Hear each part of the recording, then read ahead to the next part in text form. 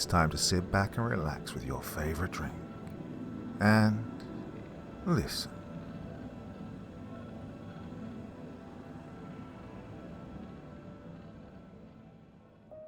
Tonight, I present to you in its entirety the sequel to Mr. Luke Hemingway, my ex-husband just escaped from a maximum security prison. So without further ado, here is Manhunt, the next chapter of Robert Cassidy's reign of terror.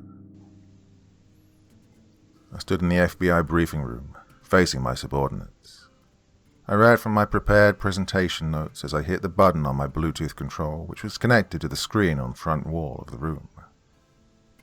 The screen revealed a photo of a burly Mexican man with a Mike Tyson-style tattoo on his left eye, teardrops on the right. Next to the photo was intel on the suspect. Okay guys, Omar Quintero. You may remember this guy from our 6-year investigation into the swarm. Now, obviously thanks to our cybercrime, undercover and surveillance operations back then, the swarm's commanding units were discovered and arrested. However, some of the smaller fish, so to speak, slipped out of the net before we managed to reel them in. Mr. Quintero was one of them. I pressed the button for a second time, this time showing a photo of 10 individuals, each with a name and sentence they were currently serving. You'll remember all these men. These 10 men orchestrated one of the most sinister clandestine networks of organized criminals the FBI has ever investigated. 4 of them were killed in the raids. 6 are serving triple-figure sentences in maximum security prisons. When the swarm was disbanded, some of the hired muscle splintered off into their own smaller criminal groups. I said, clicking the button once more. This time the screen showed a crime scene photograph. The photo showed the remains of a black transit van outside a warehouse. The vehicle was torched and next to it lay 4 black body bags. This photo was taken just outside Jackson, Mississippi in 2008, as I'm sure a lot of the rookies will have been told about this night. During an investigation into a kidnapping, strongly linked to the swarm, a surveillance team of fellow FBI agents were ambushed while staking out a potential contact point. 2 killed with serious gunshot wounds to the chest and head. The van then torched with a makeshift Molotov cocktail. The 3rd and 4th agents were killed with serious knife wounds to the throat. I pressed the button once more, now revealing 2 more photos of FBI agents. Both had deceased stamped on the photo. Now, the 5th agent, Agent Richard Daniels, he was abducted, later to be brutally tortured in hope of the gang obtaining information relating to an undercover agent we'd embedded in the swarm at the time. The man on the right, Agent John Clayton. I said, heavy-hearted, thinking back to another case where I lost a trusted friend. Agent John Clayton died in the line of duty in late 2012, after his identity was discovered, but not before he submitted extremely strong evidence against the unit he was embedded in. I pressed the button, changing the picture to show surveillance images taken in a recent stakeout. They showed a large Mexican crew transporting large haulage trucks over the border. Now, thanks to information relayed by Agent Clayton before his death in 2012, we now know that the crew contracted to kill those agents and deliver Agent Daniels to the swarm that night was led by Omar Quintero. Since the swarm was taken down, his crew have taken over the drugs and human trafficking racket on the Texan-Mexican border, I informed the team. I pressed the button one more time to show satellite images of a storage facility just outside of Laredo.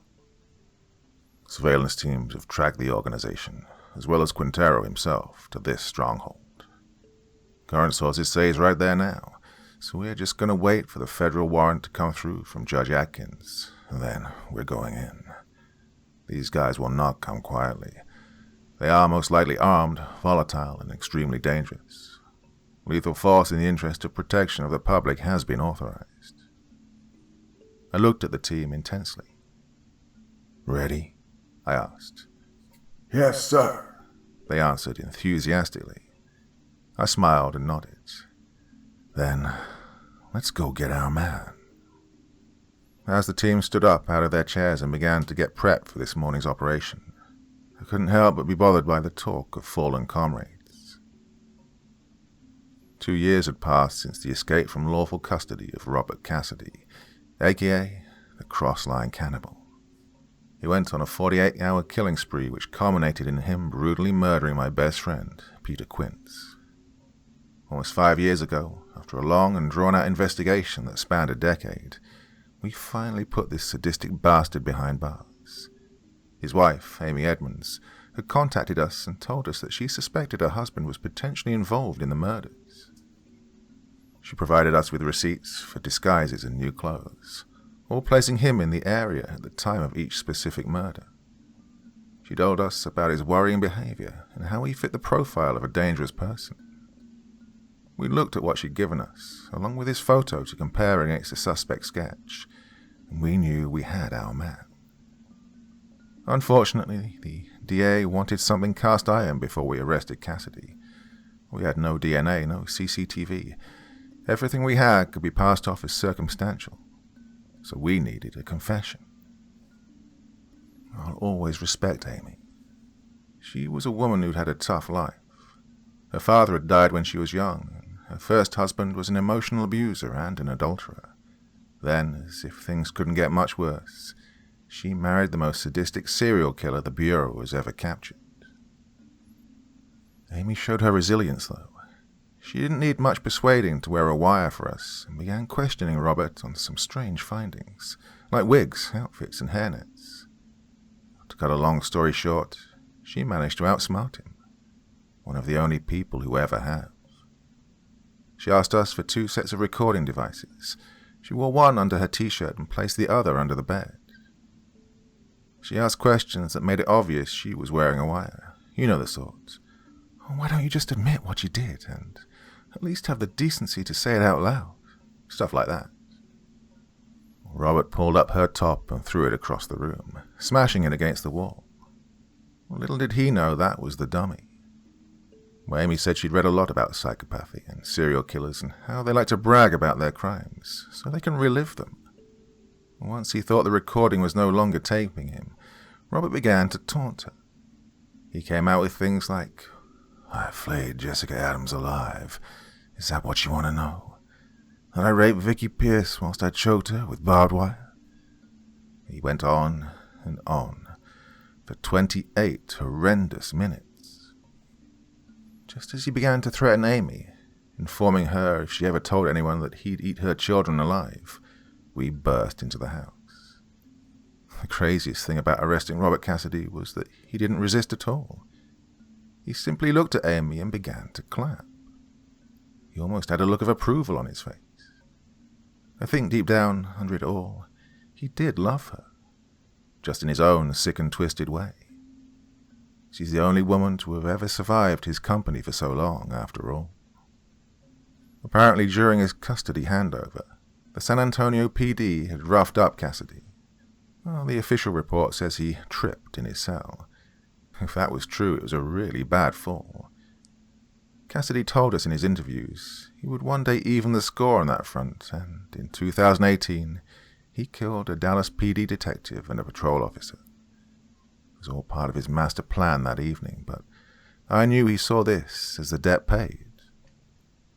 He tortured and killed Amy Edmonds' first husband, Jeff Benning, here causing myself and others to wrongly assume he was targeting their eldest daughter, Ashley. While we were chasing our tail in Denver, he assumed the identity of one of the deceased Dallas PD officers and, after calling me from the deceased detective's phone to obtain the location of Sadie Benning, he made his way to Fort Worth. It was here he gained entrance to the safe house and ambushed my 2 best agents. This sadistic fuck brutally tortured them both, all for the simple reason they taunted him in the interviews that Amy had outsmarted him. Cassidy fits the profile of a malignant narcissist, but my God, his response was another level of sadism. Hours later, during an intense standoff between Cassidy and Amy on the 3rd floor of the Fort Worth tower block, Ashley Benning managed to get her hands on a nearby sledgehammer, and she swung it with all her might. The blow itself wasn't enough to knock Cassidy out, let alone kill him. However, it was enough to knock him off balance to the point he stumbled over the edge. Cassidy took a fall that would have killed most men. But if there's one thing I've learned about Robert Cassidy, he isn't like most men. Cassidy had murdered a taxi driver who transported him to the tower block earlier that night. His body was stashed in the porter cabin that Cassidy fell into, and while I called in backup and attended to Amy's injuries, Cassidy swapped clothes and left the scene. The taxi driver's face was badly mutilated, along with a broken jaw and teeth knocked out. Well, these injuries, plus a backlog of post-mortems from that night, delayed the identifying of the body. It wasn't until a few days later, when the taxi firm reported their driver missing, that they put two and two together. By this point, Cassidy was in the wind. 8 days later, a 62-year-old woman by the name of Joyce Patrick was reported missing by a neighbor. She was reportedly heading to New Mexico for a 5-day vacation. When she didn't return, the neighbor became concerned. It's highly likely that she found Cassidy stumbling along some lone highway, injured from his fall, and pulled over to assist. Killers like Ted Bundy used to lure his victims to his car by claiming he was injured or disabled. We worked on the assumption Cassidy had told Mrs. Patrick that he'd been mugged. Her body was discovered just outside of Oklahoma City. Her skull was fractured, and she'd been dumped in a patch of marshland along the side of Route 35. We assumed, because this was so far away from her intended destination, that she drove there under duress. The car itself was later found, ditched, just outside Minneapolis. It's unknown where Cassidy went after this point, or even how he got there, but the best idea we have is Canada. A letter which was later sent to Amy Edmonds, claiming to be from Robert Cassidy, played into this theory. She submitted it to the Bureau, where handwriting analysis was carried out. It proved it was, in fact, from him, and forensics traced the envelope to a sorting office in Winnipeg, Manitoba. I've worked on some troubling cases. In 1997, I assisted the GBI in creating a profile for a violent child murderer, dubbed the Cherokee County Candyman. I believe they caught the guy in 2002, after he was shot by the father of an intended victim. His name was Matthew Brooke, and the guy was responsible for the brutal rape, torture, and murder of 10 children, aged 8 to 11. Oh, I will never forget the vast range of sadosexual instruments of violence in a warehouse basement that he called his playroom. In 2008, during my investigation into a violent trafficking gang, I had to listen to a little girl be taken apart alive with power tools, all the while her mum sang her the mockingbird lullaby to try and give her some sort of comfort. And that will stay with me forever. Then, in 2013, when we found the body of Vicky Pierce, Cassidy's 5th victim, I knew we were dealing with a real piece of work. We found her body with the barbed wire still lodged in her face, the corners of her mouth torn all the way back to her ears, 4 vertebrae in her back crushed from the force with which she'd been arched, a tree branch forced into her from behind, chunks of flesh torn from her back, neck and breast. But despite a career of such heinous deaths, none have hit me more since Quincy's murder. I worked under the wing of a good man, Supervisory Special Agent Bill Johnson. We fought tooth and nail to bring down the swarm in 2012. Over the course of the 6-year investigation, we heavily bonded. He contracted lung cancer in 2010 and was given 6 months to live. He hid it from the Bureau, knowing they'd pension him off. I helped him balance the investigation with chemo and appointments, and that tough son of a bitch made it another 18 months. He died on July 3, 2012, the day after the last sworn member was put in prison. Well, his death hit me hard, real hard. I don't think I would have pulled through had it not been for Peter Quince. Soon he became to me what I was to Bill. We became partners, friends, brothers, and that asshole took him away from me in the worst way imaginable. It didn't matter how many high-profile targets I went after or how many violent gangs we stopped. While I knew Robert Cassidy was out there somewhere, I couldn't think about anything else. As the team loaded up into the convoy to make the 170-mile journey to Laredo, the deputy director approached me. "Agent Rodriguez, everything set up for this op?" he asked, a little concerned. Everyone at the Bureau, including the chiefs and commanders, knew I hadn't been the same ever since Quincy's murder. "All set," I answered. The confidence of my answer was half masked by an exhausted sigh. I was tired of people looking at me differently. "I know you've had a tough few years, James, I do. But ever since Waco, the Texan people have never had much faith with the Bureau. You throw in the fact that we let Cassidy flee to Canada whilst having a dead cab driver on the slab, well, you can imagine the sort of shit we get on Twitter." I answered, treating his question as a rhetorical one. "Public faith is one of the biggest issues the Bureau is facing. Look, this operation goes smoothly today, i.e. no civilian casualties. Then I think bringing down the last piece of the swarm puzzle will go a long way to restoring some of that lost faith." The deputy director's tone was suggestive and assertive. "And if this operation goes well, I want permission to go after Cassidy," I countered. "Oh, for..." The DD caught himself and sighed. "James, you gotta let it go. He's RCMP's problem now.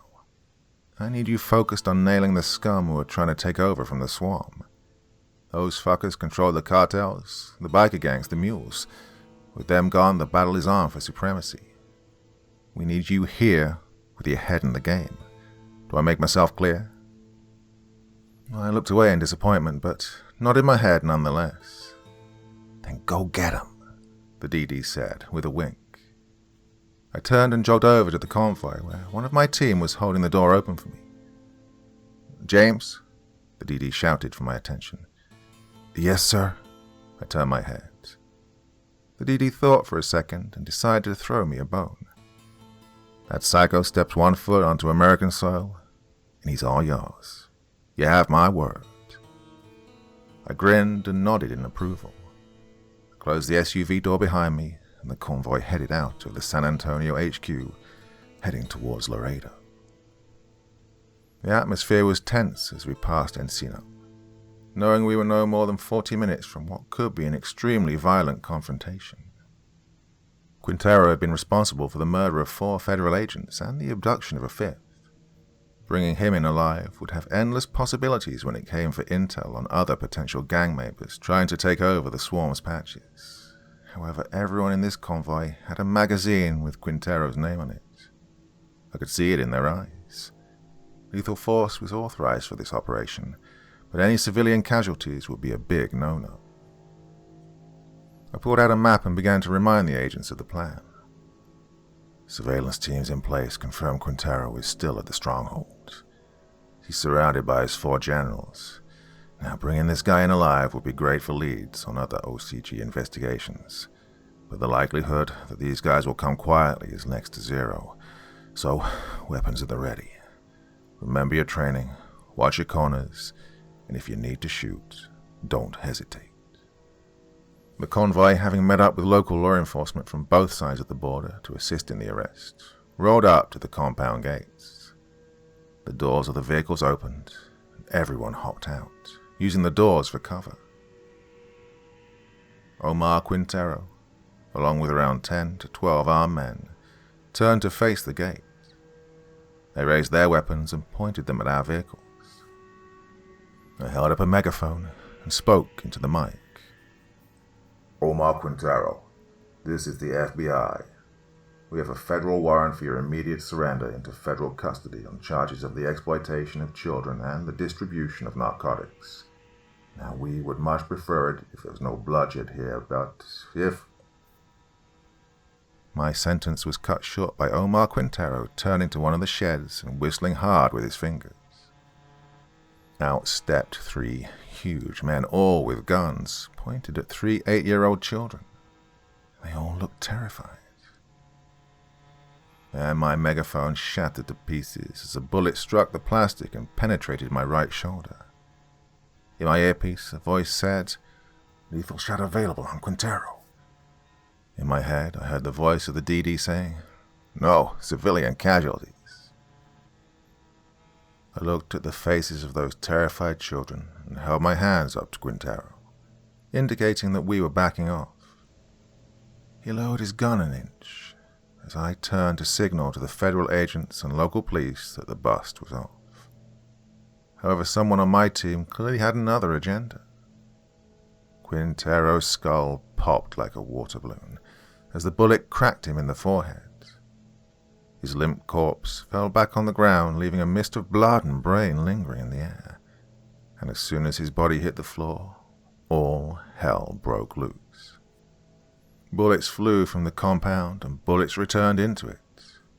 I looked around frantically, totally caught off guard by this melee, when a bullet flew right through a gap in my cover and burst through where my upper chest met my deltoid. I fell to the ground in pain.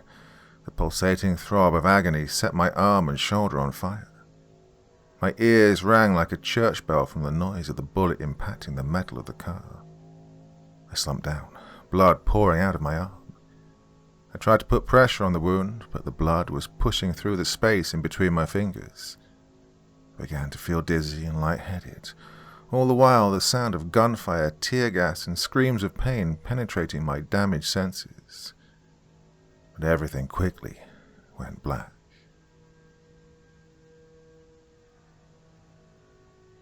I woke up in the back of an ambulance. The gunshot wound was being treated by a medic. An oxygen mask was helping me breathe.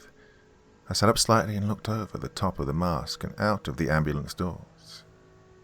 10 body bags lay on the ground, just outside the compound gates. I didn't know whether they were ours or Quintero's. I squinted my eyes and focused my blurry vision with the morphine completely kicking my ass. And that's when I saw that 3 of the body bags were child size. I slumped back on the stretcher and shed a tear to myself. A few days later, I was sat outside the deputy director's office. The door opened and he called me in. His face was one of regret and reluctancy. This wasn't going to be good. Even though the gunshot wound had healed, it was still incredibly painful, and I winced as I rose from my seat. "Take a seat, James," Deputy Director Ray offered, and I complied. As I sat down, the DD did too.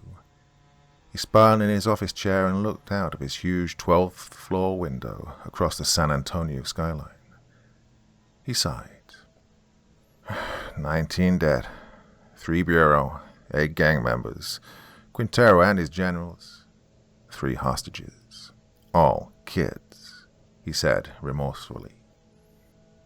"I thought I was quite clear about no bloodshed," he continued. "Sir, with all due respect, I tried to call it off. As soon as I saw those kids, I called it off. Someone ignored me. They shot and killed the target. His men fired back. One of them hit me. I lost consciousness shortly after. I had no control of what happened after that. I counted." He shook his head and sighed heavily as he spun back around in his chair. "The agent whose bullet we pulled from Quintero says he told you via earpiece that he was going to shoot him. He says you didn't disagree." "Well, I didn't authorize him either," I snapped, then sighed, checking my tone, and added, "I was busy waving it off to Quintero, getting him to lower their weapons," I informed him. Had there been no civilian casualties, then we'd look like a heroic outfit, sacrificing our own men for the greater good and the protection of the Texan people. After Waco, we needed a better result than kids being shot down in crossfire that we'd started. Right now, we look like we can't apprehend a shoplifter without shooting the cashier, and someone needs to be held to account. His gaze told me everything I needed to know. And that's me, isn't it? I couldn't help but let my temper slip.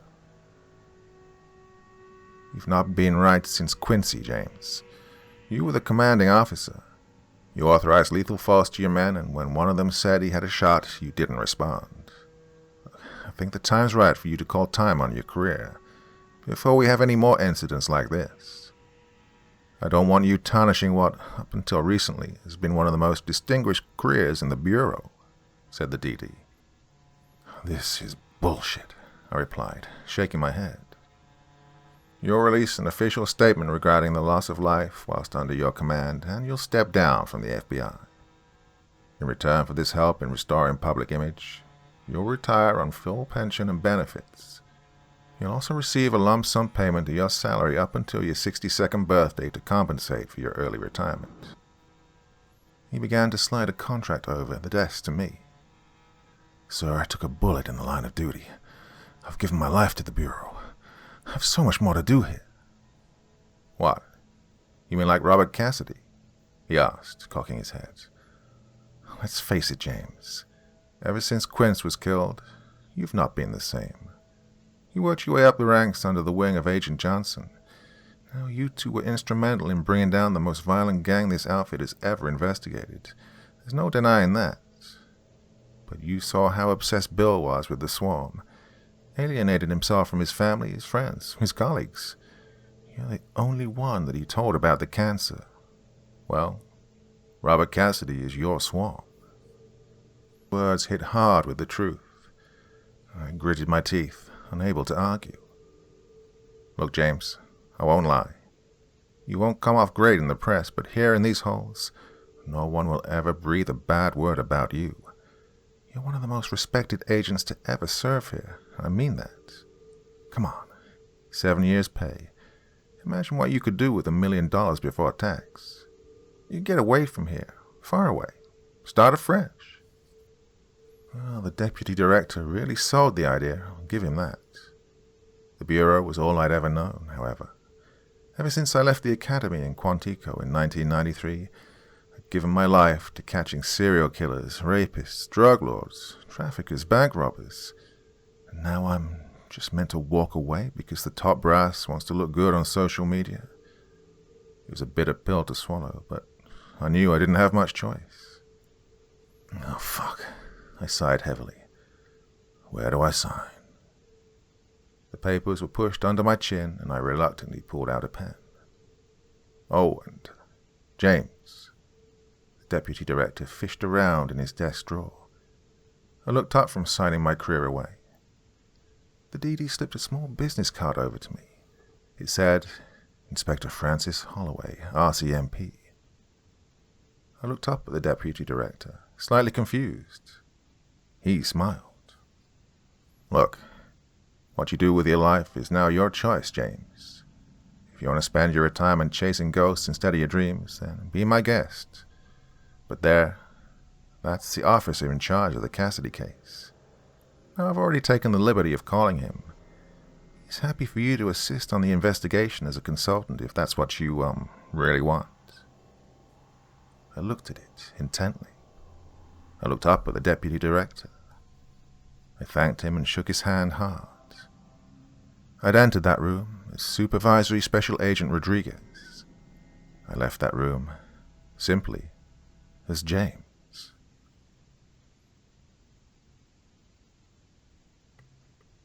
Around a month later, the check had come through from the Bureau. $697,667 after tax and annual leave. I wasted no time in spending the money. I booked a plane to Canada and arranged a rental car for when I got there, and within a day or so, I'd packed up a month's worth of stuff, and I was on a flight to Winnipeg, Manitoba. Once I arrived in Canada, I got myself set up in a pretty nice hotel for the duration of my stay. After all, I could afford it these days. I made my way to the Starbucks near Sergeant Park. Despite the fact that I was technically unemployed and in a country where I didn't know a soul, well, I can't explain it. For the first time in years, I actually felt like it was right where I should be. A slightly overweight and receding man sat at the back of the cafe, nursing a coffee in his own private booth. Had it not been for the RCMP uniform sticking out like a sore thumb, I'd have written him off as just another middle-aged man broken by life. As I made my way over to him, I fixed my tie and cleared my throat. "Special Agent Rodriguez," the man said as he began to rise from his seat. I signaled for him to stay seated, and I slid into the booth. He's retired special agent now. You must be Inspector Holloway. We spoke on the phone?" I said, shaking the man's hand firmly. "I don't think you ever really retire from this sort of work. I mean, you're freezing your cock off in Winnipeg instead of toasting your balls in Florida, am I right?" Inspector Holloway came across like Canada's answer to Matt Damon in The Departed. Well, thankfully, I love that movie. I smiled. "Right indeed," I answered, a little cornered by how true his statement was. "Hey, I read the papers, you know. I saw your retirement wasn't the most honorable. That shit with those gangbangers at the border. Oof, messy business, man." "Yeah, well, it was a complex operation that had many risk factors, and He cut me off, waving his hands with a mouthful of toast. He washed it down with some more coffee. "Come on, Agent, I didn't float up Lake Winnipeg on a bubble. I know a scapegoat when I see one. Takes one to know one, believe me. That level of betrayal can mess people up. Besides, I knew you was taking the bullet for the Bureau the minute that your director called me last week, informing me that you may be coming up north in regards to Robert Cassidy." Holloway's smile gave me the impression that at least the DD had some good words about me. "What did he say?" I probed, fishing for the compliments. "Said you're a stubborn bastard with a Robert Cassidy-sized stick up your ass," Holloway answered, taking a swig of his coffee. I mustard. Inspector Holloway couldn't keep a straight face any longer, and he smirked. He placed his cup down and put on the most serious demeanor I'd seen of him, well, since we'd met. He also said that you'd given your life to the FBI. He said you were one, if not the, most dogged investigators he'd ever seen. He said you were part of the operation that brought down the most ruthless criminal organization in the history of North America. He also said you know more about Robert Cassidy than probably Robert Cassidy does. He also mentioned that Cassidy... He said that Cassidy... tortured my best agent with a blowtorch until he died from circulatory shock. I finished his sentence for him. His eyes widened and he looked lost for words. "Look, I was going to say murder, but yeah, your boss said it was bad." It was, and I do know a lot about Cassidy. Enough to know that when he fell from that building, I should have ordered a fast-track post-mortem. I don't know if it was seeing the melted eyeballs and blistered facial tendons of a man I'd known for 5 years, or if it was just plain stupidity and complacency. But I saw him get hit with a hammer, fall off a ledge, go through glass and steel before crashing into the ground. I just wanted to believe he was dead so badly. Justice was far from my mind at that point. I again kissed my teeth in anger. "Come on, Agent. I've read the file. 8-pound sledgehammer to the jaw, 20-foot fall, pane of glass, steel roof, concrete floor. 99 out of 100 agents would assume he's dead." Well, I appreciated him trying to justify my mistake, but it didn't help. "Well, I should have been the one." My outburst caused every other coffee drinker in the Starbucks to turn and look at us. And once I became aware of that, I dialed it down.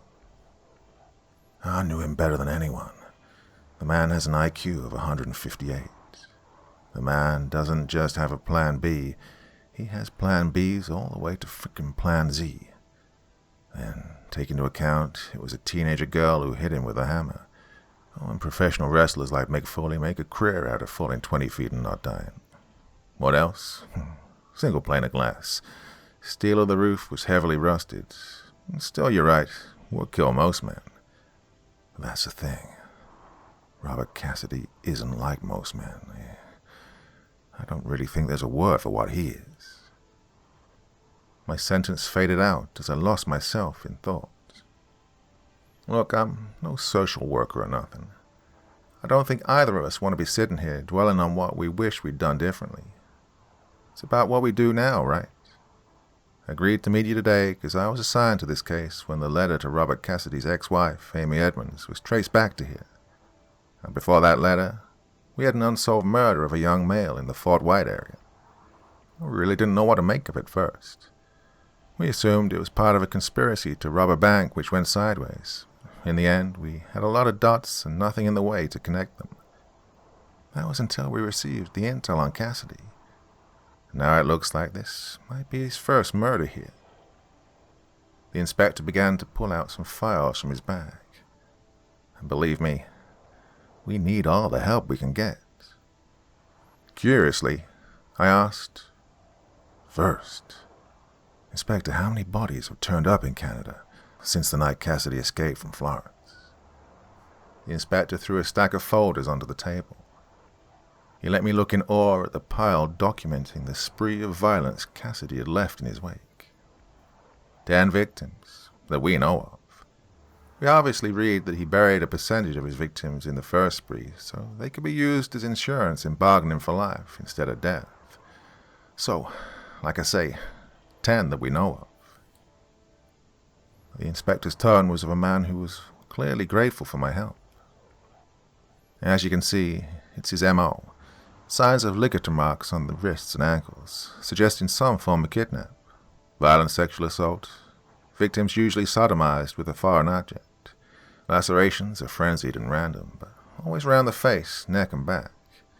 Sadistic torture methods vary, but as you can see, every victim has the chunks of flesh torn from the back, neck, chest, and face. Everybody dumped in a nearby park or woodland in the Winnipeg area. We've no idea where or how he's living.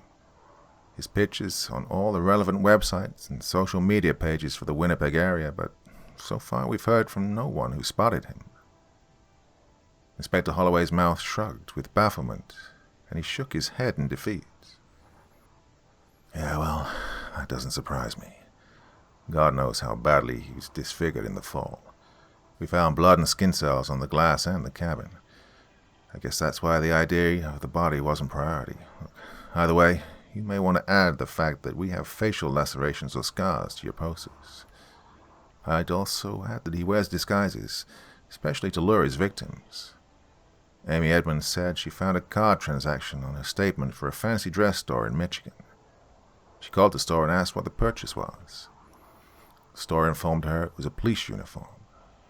Amy said in any other circumstances she'd assume it was some sort of roleplay fantasy for an extramarital lover, but she knew something was really off about Cassidy. I replied, giving my opinion. To his credit, the inspector was taking a lot of notes now. This is good. It's really good. Thank you. Listen, these files are my copies. My superintendent, having spoken with your former COs, has authorized your clearance to assist on this case. Please, take those files with you back to your hotel. Get familiarized with the case and attend this briefing tomorrow morning at these offices, he said, invitingly, sliding the files over to me along with a business card. It read, RCMP, 1091 Portage Avenue, Winnipeg, MB, R3C 3K2. And written over the top in blue biro ink was 9:35 a.m. The double whammy of exclamation marks indicated to me that the superintendent was a stickler for punctuality. That night, I looked over the case files. Each folder stacked with 3 inches of paper, documenting the heinous actions of Cassidy since entering the country. It was clear to me that Robert, despite being in exile, was as frenzied as ever. If anything, he was becoming more and more vicious. I attended the department briefing the next morning, and I was brought up to speed on everything the RCMP knew about Cassidy, and I shared my extensive and personal knowledge of Robert Cassidy. I informed the RCMP that Amy Edmonds had confided in me that during their intense standoff at the Fort Worth Tower, Cassidy had claimed that his spell inside a maximum security prison had caused certain realizations. He'd revealed that he either wanted to kill or be killed, nothing in between. In the event of arrest, he would not come quietly. From the briefing, I'd learned of all 8 women and 2 men that Cassidy had murdered on this side of the border. His so-called Canadian kill count to date took his grand total to 43 people, again, that we know of. As I expected, and as Holloway had said, the women were all kidnapped, brutally raped, mutilated, and eventually killed. Each body found with an alarming number of blade entry wounds, teeth marks with chunks of flesh torn mainly from the back and neck. skulls fractured from blunt force trauma, various items forced into the anus, vagina, and mouth. The corpses were always dumped in a woodland area, close to the site of the original abduction. More gore, more torture, more brutality. I'd seen this before in serial killers. Now Cassidy's bloodlust was at its peak. The two men he killed were much more straightforward. One of them was a bank clerk, killed in his own home. He'd been beaten with a claw hammer that was taken from his garage. The investigation into his murder led Holloway to some CCTV footage from that day in the bank, showing that the clerk had met with a man known as Roger Curtis. Now, this is where it becomes interesting because, you see, Roger Curtis was the second male victim. He went missing shortly after Cassidy's escape from custody. Curtis was an extremely wealthy, homosexual socialite who was known for his extravagant personality, wild parties, and chronic drug abuse.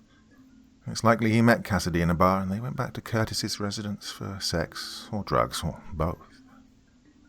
On the day of the bank clerk's death, Curtis returned from his hiatus, suspected to have traveled to Miami or Los Angeles for around 12 weeks to visit friends and clubs, but he had returned when his money began to dry up.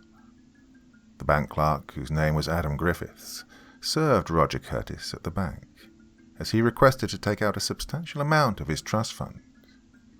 However, unbeknown to Cassidy, Griffiths, who was also a party-loving homosexual man, had met Roger Curtis before through similar haunts and overlapping friendship circles. The CCTV tapes at the bank had no audio, but the RCMP had a lip reader analyze the footage. From what the lip reader could tell, the transaction went pretty smoothly. Curtis provided all the correct documentation and answered all security questions. The clerk, though, was clearly struggling with his identity.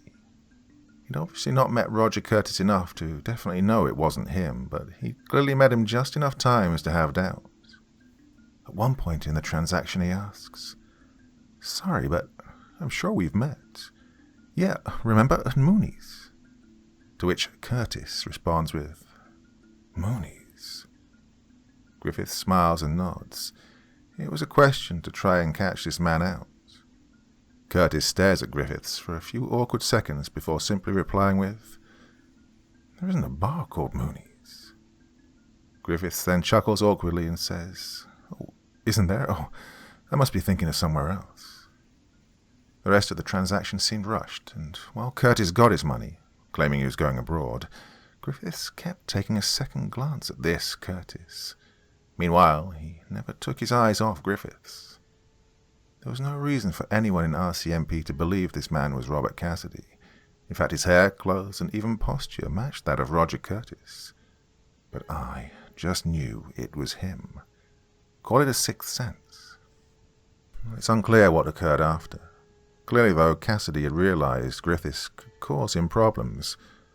Whether Griffiths would have raised concerns to anyone or not, it was irrelevant. Cassidy would not take that chance. He likely followed Griffiths home, gained access to his house by false pretenses, and proceeded to murder him. The deaths of both these men came to light after Adam Griffiths made his way into work one day and, using his staff pass cards, entered the vault, stole over $12,000 from a number of safety deposit boxes, and simply walked out of the building. The bank reported the theft to Winnipeg PD after seeing the act on CCTV, raided the home of Adam Griffiths to arrest him for robbery. Here they found his body face down on the living room floor, arms outstretched towards his landline telephone, his skull caved in like a watermelon, the claw hammer still lodged inside. His work clothes and work passes were missing. No money was recovered from his house. Inquiries led Holloway to Robert Curtis, and after the strange altercation between them the previous day, decided to arrest him for questioning. However, when his house was raided, they also found him dead, except he was dismembered and stuffed in a suitcase in his attic. A post-mortem highlighted signs of torture prior to death, most likely to obtain his bank details. Cassidy was out there somewhere with plenty of cash to fund his activities.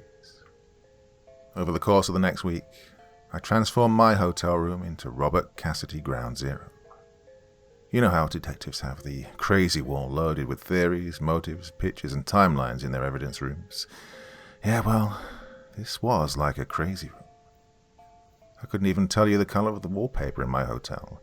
As for my own case files and the copies given to me by Inspector Holloway, I covered the walls in timelines of CCTV sightings, witness statements, murders, and so on, profiling Cassidy's whereabouts over the past 2 years.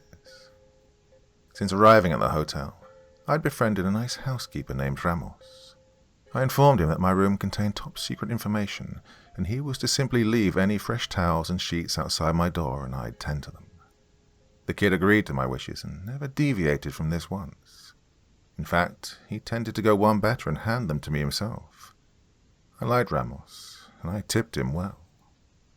From what I deduced myself, as well as information obtained at the department briefings at RCMP HQ, Cassidy had bedded down in the Manitoba area for the most part. The letter he'd sent to Amy Edmonds was posted from Winnipeg, and his first Canadian victim, Roger Curtis, lived in Winnipeg. He'd killed Curtis at some point in his first few days in the country. Then, when his cash had dried up, he attempted to con some more money from the bank, where the Adam Griffiths incident occurred. CCTV from train stations tracked his movements out of Winnipeg, shortly after the bodies of Curtis and Griffiths had been discovered. However, over the course of the next 2 years, 8 more victims, all female, turned up in the Winnipeg area. When Cassidy was active in the US, he never killed anyone in Texas while living in San Antonio with Amy. He fabricated a fake couriering job to explain him leaving the area on a regular basis. Once arriving in a specific location, he'd hold up in a motel, head out on a night into a busy city, where he'd use all sorts of different methods to lure unsuspecting females to their death. He would fake being mugged, heart attacks, ask for directions, offer lifts to extremely drunk girls, and so on. He would always rent a car, in cash of course, use this vehicle to abduct women and take them to a place where he could carry out his heinous actions. He'd then dump the bodies, clean the cars, and return them to the renter. He'd burn his clothes and buy fresh ones. He'd rob all his victims of the cash on them, and then he'd also let himself into their homes with their keys and take what cash and valuables they had in the house. He'd then return home to Amy, claiming the money was his wage. Cassidy would have had around $28,000 from Curtis's trust fund and his robbery of the HSBC Bank in Winnipeg. Enough to find him accommodation in some out-of-the-way town in Manitoba anyway. Enough to rent cars and get them cleaned, I thought to myself out loud. I made a vocal note to advise Inspector Holloway to monitor all rental cars purchased with cash in the Winnipeg area from the time of the last murder. I also made a memo about potentially staking out car washes in the Winnipeg area, hoping to catch him in the act after the next murder. The timeline of the murder suggested that his bloodlust was at an all-time high, meaning the next death was likely imminent. And I couldn't have comprehended just how right I was.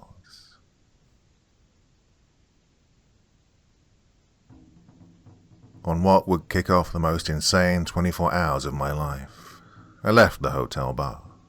I stumbled to the liquor store across the street and purchased a bottle of something to help me stay numb. As I got to my floor, I saw that young Ramos was waiting outside my room with my fresh towels and sheets. He was also ready with his master key. I made a bad habit of losing my room key, so I gave him a smile and a friendly nod. "Rough night, Mr. James?" Ramos asked, eyeing the bottle. I sighed. "Rough life, Ramos. Rough life. Thank you for the towels. I'll try to look after my key much better," I promised, the embarrassment simmering. "It's usually $2 after the first replacement, but I won't tell anyone, Mr. James. I'll always help you out," he said, smiling at me. He wasn't fishing for a tip either. He was just genuinely a nice kid. Earlier in the week, Ramos had confided in me that he and his family had left Mexico when he was just a little boy to get away from the cartel war zone over their back fence. However, they'd moved to LA and West Adams wasn't much of an improvement. They moved to Winnipeg last year, after his father had died. He told me his mother also worked in another nearby hotel. They both worked 100-hour weeks to pay their bills. He described it as getting by. so I gave him a $30 tip for having the audacity of using the words rough life to a boy with his upbringing. He slid his card into the lock and opened the door for me. I thanked him and said goodnight. I entered the pitch-black room and flicked on the lights. I was greeted by the graphic images of Robert Cassidy and his crimes against women and males alike. I sat on the bed, poured myself some more hard liquor, and got to work blocking out the stuff I wanted to forget. I walked across the grass. The night was dark. The air was cold, and I was all by myself. The black body bag sat ominously on the steel gurney. In the backdrop was a safe house. The door was open, leading into a swallowing abyss. I walked up to the body bag. There was something in it. I pinched the zip, closed my eyes tight, and pulled it open. My breathing exhaled in a tremble. I opened my eyes. The phone of my hotel rang loud, piercing my whiskey-soaked hangover, forcing me to groan within. Until that night in Fort Worth, I never drunk alone. Hell, I barely even drunk. How times change, I guess. I flicked on my lamp so I could find the receiver. As I picked up the phone, the bright light from the bulb caused me to squint heavily. 4:43 a.m. Jeez, not even 4 hours sleep. I saw it was Inspector Holloway, and this caused me to come around from my days a little quicker. I pulled myself together and answered the phone. "Hello?" I murmured. "Well, we got another," he said, bluntly. I sat up straight, very alert now. "A body?" I asked. "Yep, it's bad, James, real bad. It's a whole new ballgame, let's put it that way," he said. I pondered what he meant, so I asked. "Listen, just get yourself to Little Mountain Park. I'll explain when you get here," he instructed. I didn't even bother to acknowledge him. I simply hung up the phone and threw on some clothes, rushed down the elevator, dove into my car, and prayed I didn't get pulled over.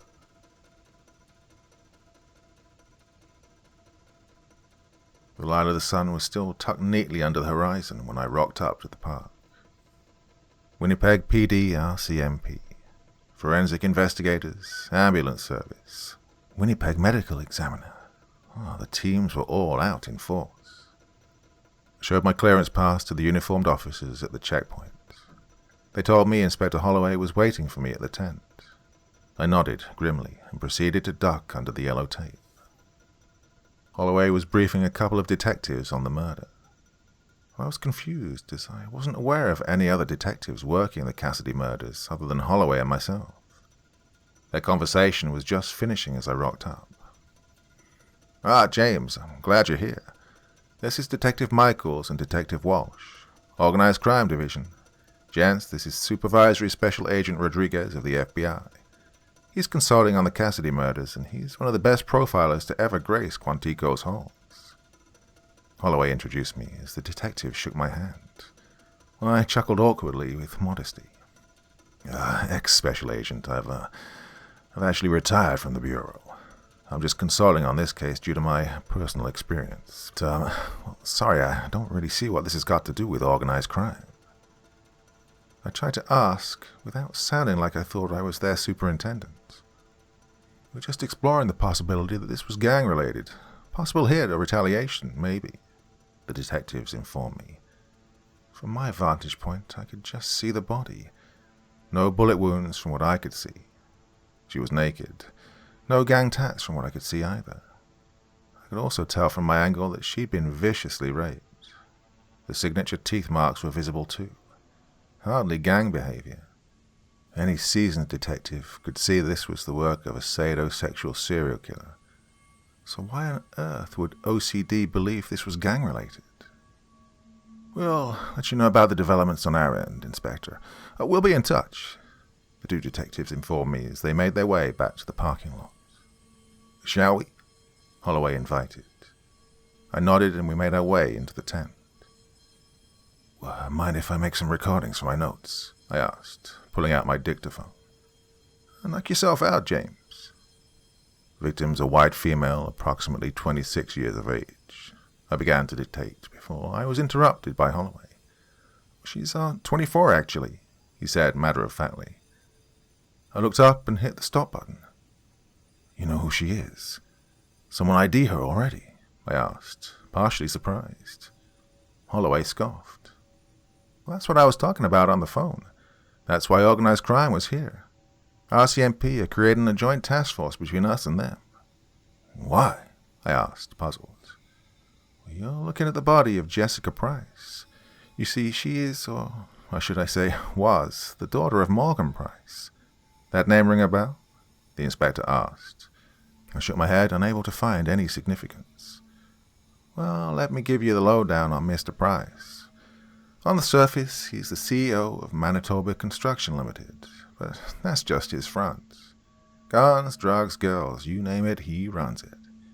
He's got dirty and corrupt officials on his payroll, judges, senators, and he personally holds major sway over the Winnipeg Hells Angels. There are also huge rumors in RCMP that he has corrupt officials in his pocket. He's been suspected of everything, but nothing ever sticks. Essentially, he runs the largest and most ruthless criminal network in northwest Canada. By all accounts, the guy's a total psycho, but nevertheless, a psycho with some serious clout. So that's why organized crime think this is gang-related. It was my turn to cut him off. This wasn't gang-related, I said bluntly.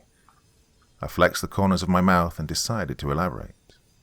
While it's not uncommon for certain gang members to have committed or commit rape or murder, it is, however, highly unlikely that a gang would rape a young female in such a sadistic manner.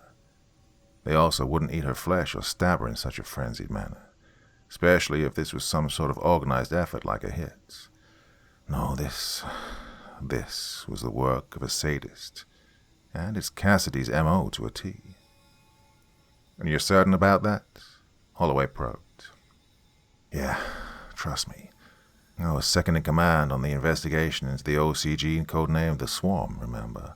Now, believe me, they were the worst of the worst. They once dismembered a 9-year-old girl alive, all while her mother and I listened. But despite that, they never raped her. They didn't bite chunks out of her.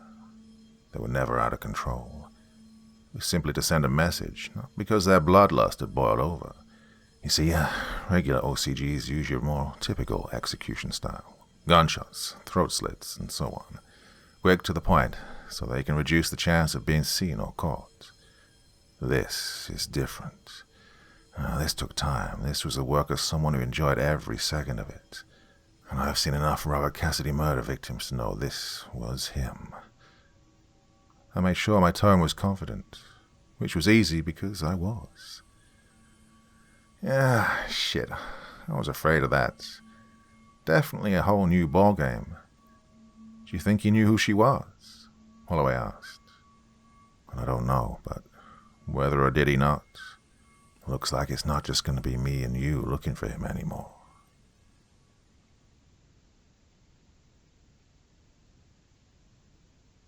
Part 2.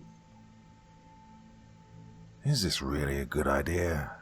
I asked Holloway as we pulled into the car park of Manitoba Construction Limited. I think he's going to realize his daughter's dead whether we tell him or not, Holloway quipped. Well, he knew damn well what I meant, though.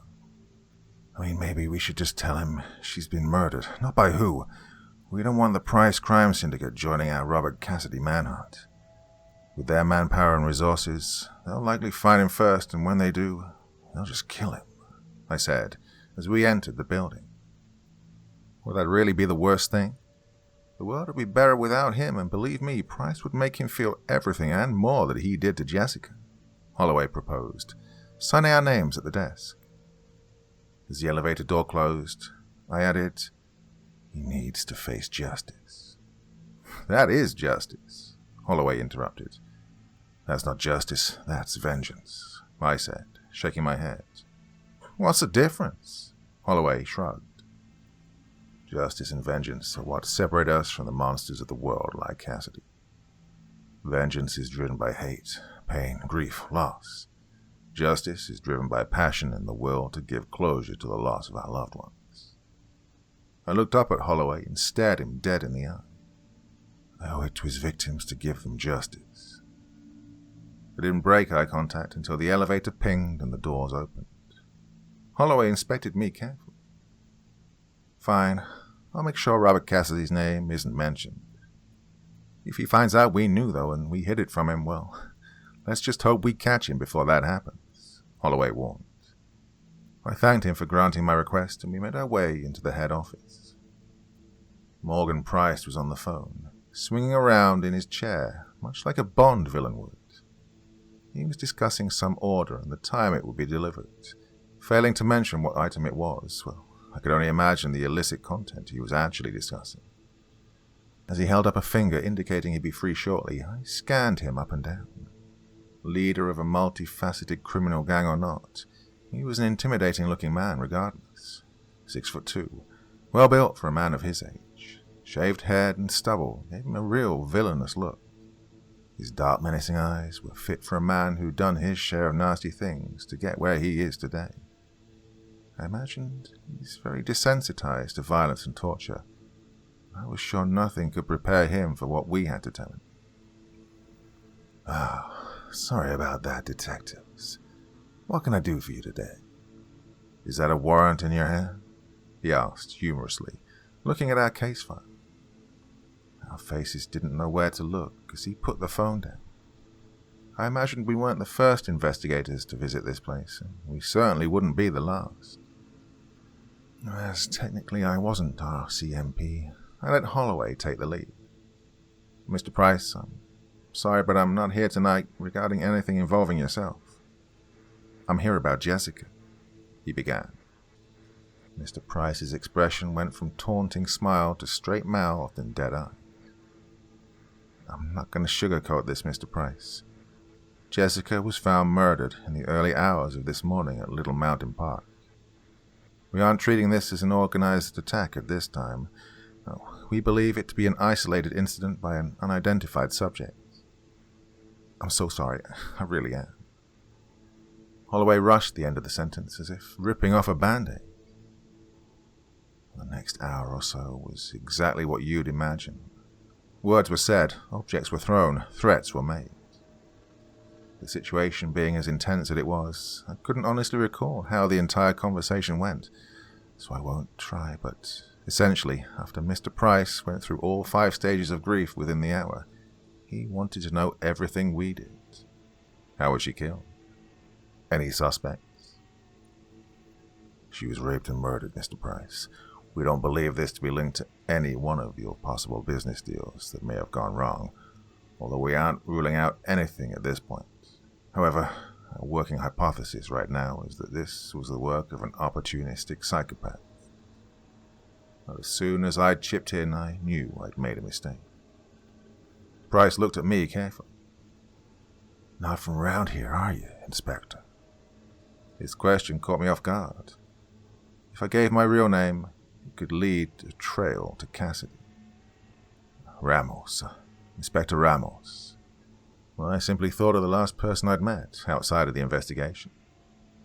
Holloway could sense the tension in the room and dove in to save me. Inspector Ramos here used to work for Dallas PD, but he was recruited for RCMP earlier this year. He's one of the best criminologists I know. Well, he'll find who did this to her and bring about justice, Mr. Price. You have our word. That true, Inspector Ramos? His question was taunting and probing, his eyes still teary. Well, I won't rest until he's caught. Yes, that is true, I said with confidence. And that statement was as true as they come. I just made sure to leave out anything about what I already knew about who he was. Holloway handed over a card to Mr. Price.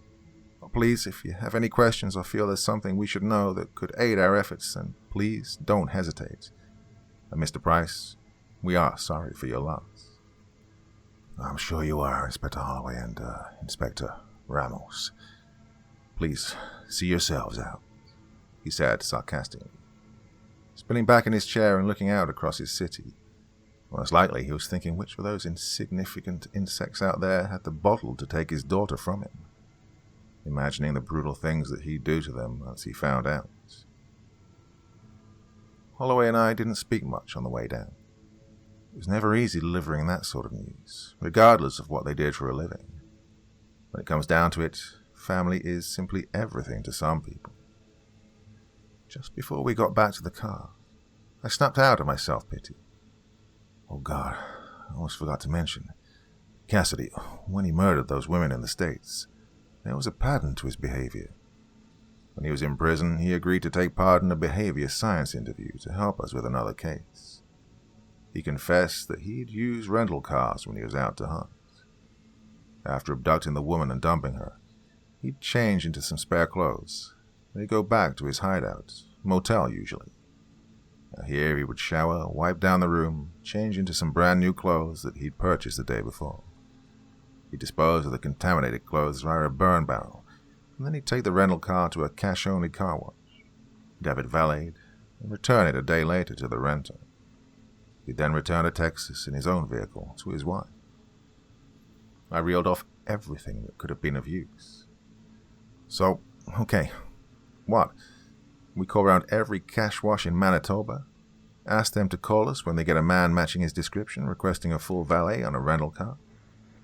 Good idea, James, but the manpower required... it would be... Not Manitoba. Winnipeg. He'll have traveled here, rented the car here. He'll valet it here. It'll fit with all the other murders in the States. He doesn't shit where he eats. He'll hold up outside of Winnipeg, but he comes here to kill, as it's the most populated city in Manitoba. Look, it's 5:40 a.m. now, which means we have... I held my wrist up to my face and checked my watch. Around 4 hours to notify all the car washes. Cassidy always turned up in the mid-afternoon. Never first thing or last thing at night. Too significant to potential witnesses. He'll want to blend in to all the other faces. On it, James. Don't want this to sound the wrong way, but you look like shit. Go back to your room, get some sleep, and I'll call you when there's a development. Holloway instructed, making sure not to leave out a friendly grin, thus taking the edge off his comment. He said this as he climbed into his car. I promised him I'd try, and we both drove away. I arrived back at the hotel around 7 a.m. Ramos was just doing the bed changes for my floor. I greeted him warmly, asked him how his day had gone so far, to which he replied, "Steady away, Mr. James. Working a double shift today, though. Need the money." He looked as tired as I did, but the world hadn't broken his spirit yet. I smiled. Couldn't help it. I admired the boy. I decided not to tell him I'd use his name to Canada's answer to Al Capone. As I dug my hand into my pocket, I cursed myself, as once again I'd not gotten a replacement card for the desk. Ramos, though, was quickly on hand to let me in with his master key once again. He said he'd have me another one made up and slide it under my door in the morning. I thanked him and tipped him $10. I would have given more, but it was all I had on me. I entered my room and got to work straight away. I needed to come up with a plan B. I don't know about Holloway, but I couldn't sleep at all, for I was far too busy going through my notes, finding out ways to locate him. The only option, aside from the car wash, was going Providence-wide with an APB to all residents, hoping his landlord or neighbor could turn him in. I had my reservations about that approach, though. Not only could Cassidy charm the spots off a leopard, but he's also a master of disguise, and also, well, public safety. If he even caught a sniff of suspicion from anyone, they'd be dead already before they could even pick up the phone. So essentially, if this failed, we'd need to wait for another body to drop before we had another chance of catching him in Winnipeg. Thankfully, it didn't come to that, because at 2:34 p.m., the RCMP got the call they were waiting for. A white male, mid-40s, athletic build, requesting a full valet on a rental car. The call came from Midtown Car Wash, reporting that the suspect was still there. RCMP advised the worker to take extra time with the car, keep the subject present, and that officers were on the way. I ran out of the room, tripping over my shoes, getting to the car. I pulled out of the parking lot of the hotel and floored it. When I got to the car wash 20 minutes later, Holloway and his team were already there. They'd arrived only moments prior, but I immediately knew by the looks on his face and his body language as he spoke to the car wash clerk that it wasn't good news. "He just took off. I did everything you guys asked me to, but something spooked him. He just demanded the keys back, said I was doing a poor job, and jumped in the car and left," the worker explained, as Holloway and I shook our heads, hands on our hips in defeat. "The officer who was here first, he took off after him. You might have him by now if you'd arrived at the same time as him. Don't yell at me. It's not my fault you guys have a slow response time," the worker said, hands up in the air as if distancing himself from the failure. Holloway and I looked at each other, puzzled. "What officer? Me and my team all arrived at the same time, and Agent Rodriguez arrived shortly after. Sorry, what was this officer's name?" Holloway asked. He didn't say. Just said he was with the task force investigating a string of murders. Says his team had called earlier to be on the lookout for a man matching the description he asked for. I just assumed he was with you guys. The worker now began to look concerned. Best show us your CCTV, I piped up, nodding presumptuously towards the office. The worker agreed, and we made our way into the cramped and disorganized office. And that was putting it mildly. How these guys could even keep track of their tax returns was beyond me. The worker sat down at the desk, swiping his forearm across it, pushing a bunch of used fast food wrappers into the nearby trash can before apologizing about the mess in an obligatory manner. "Rightio then, so, if I just bring up the time from my call to your office, 2:29 p.m., he said, checking his phone. "And there," he exclaimed, pausing the CCTV footage of an image. Pausing the CCTV footage on an image of a man handing over cash to the car wash worker. "That him?" Holloway asked as he squinted at the image. The figure was wearing a cap and shades, so it would have been impossible to tell if it was Robert Cassidy to the average Joe. Thankfully, I wasn't an average Joe. I'd stared at thousands of crime scene photos, mugshots, and CCTV stills over the past decade to know Robert Cassidy when I saw him. "Yep, that's him all right," I said, as I had begun to jot down the vehicle license plate. "Hit play for me again," I instructed the worker. The video continued for a few more minutes. Cassidy paid the clerk, and he took a seat across the forecourt. He pulled out a newspaper and began to read it, but, to be honest, it looked more like he was just hiding his face. The clerk, after pulling the car into the valeting bay, made his way into the office. The timestamp coincided with his call to the tip-off line. I noticed while the clerk was in the office, waiting for RCMP officers to arrive, a man entered the car wash. He began approaching a member of staff and conversing with them for a brief moment, before the member of staff pointed to the office where the clerk was. As soon as the man entered the office, this was when Cassidy began demanding the keys from the worker who was working on his car. He left the parking lot in his vehicle shortly after. Just after the car left, the unidentified man and the clerk exited the office and began looking around for him frantically. Shortly after, the unidentified man began to walk out of the parking lot. When he got close to the camera, Holloway slammed his finger down hard on the pause button and stared intensely at the unsub's face for around 5 seconds. "Oh, shit," he said bluntly. "What?" I asked, reluctantly. "That's Marlo Kane," he informed me. "What the hell's he doing here?" he asked out loud.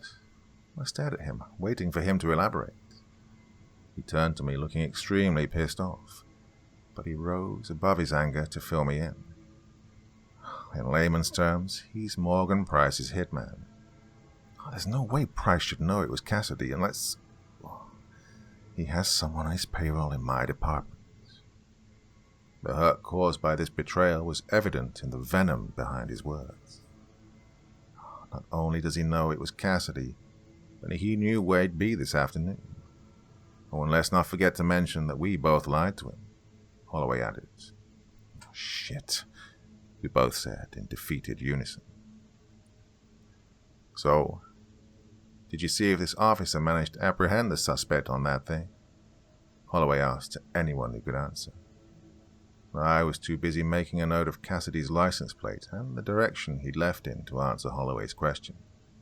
but the clerk informed him that there's nothing on the CCTV that shows such an altercation.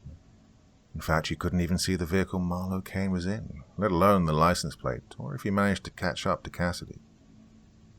We left a card with the clerk and urged him to contact us directly if either of these men visited the car wash again, and he promised he would. As we exited the car wash, Holloway walked intently towards his car. "Come on, I'm going to go see a friend of mine," he said, purposefully. "Who?" I asked.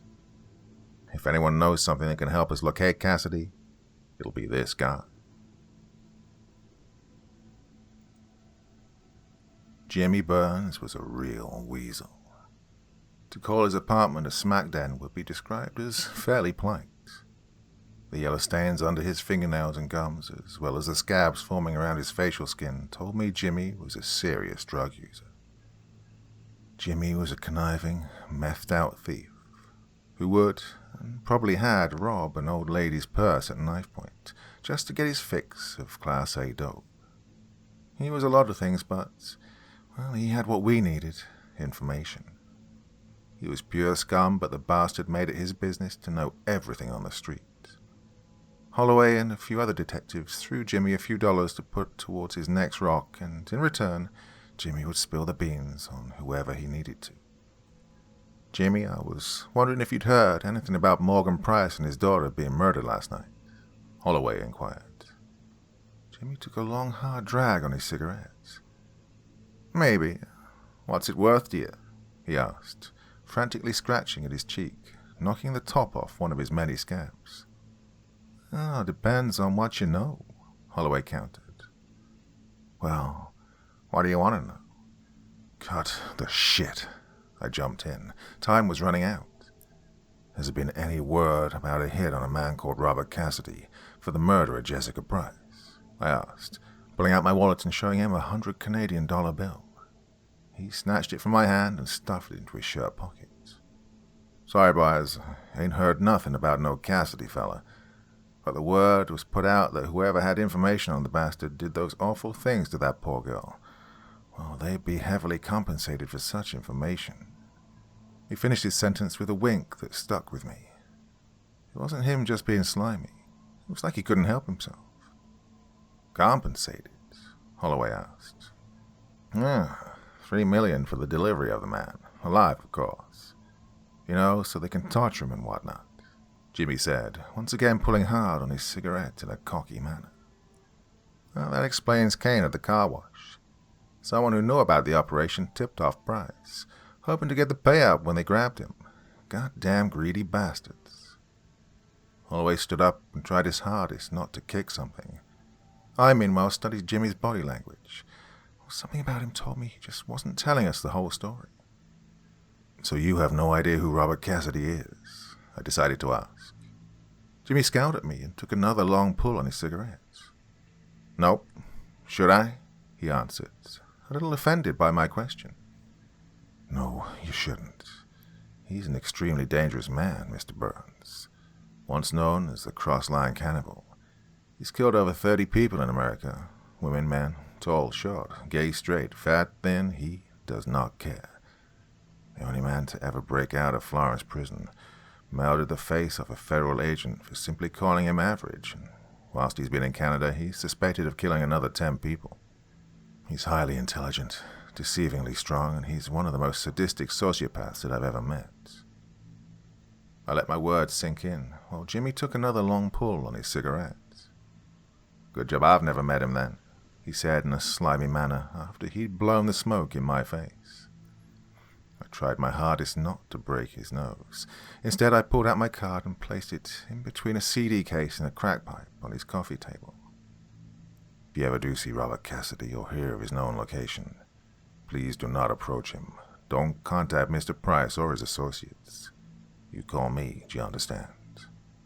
I'll make it worth your while as best I can," I demanded. "So where is this Mr. Cassidy now?" Jimmy asked, just as we opened the door. "Last sighting was Midtown Car Wash. An individual linked with the victim's father turned up and went off in pursuit. We've been unable to locate either individual since," Holloway informed him. "So if you hear anything, Jimmy, on either person, I'd appreciate the heads up, he added. Jimmy bit his lip in some sort of deranged excitement. His grin showed us all 6 of his yellowing teeth. Sure thing, Holloway.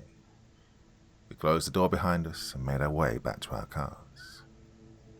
You'll have that 100 turned into a pretty big rock by the time you get back to your hotel, Holloway joked.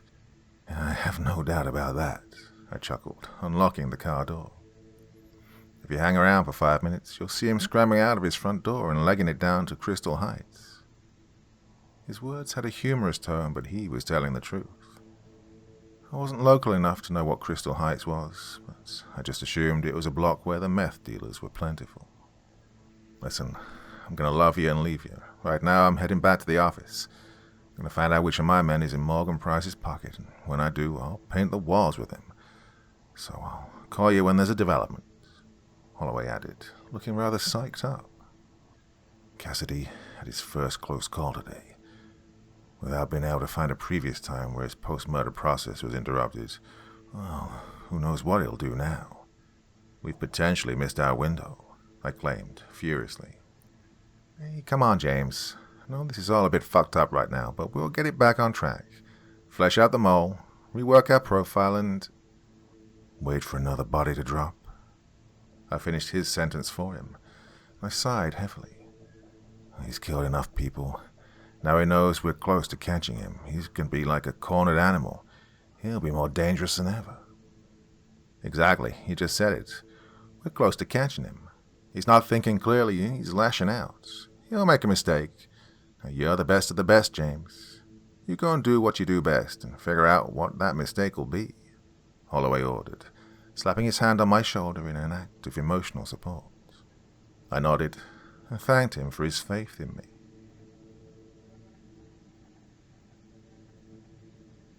That night I stayed up, plying myself with extra strength coffee and Pro Plus.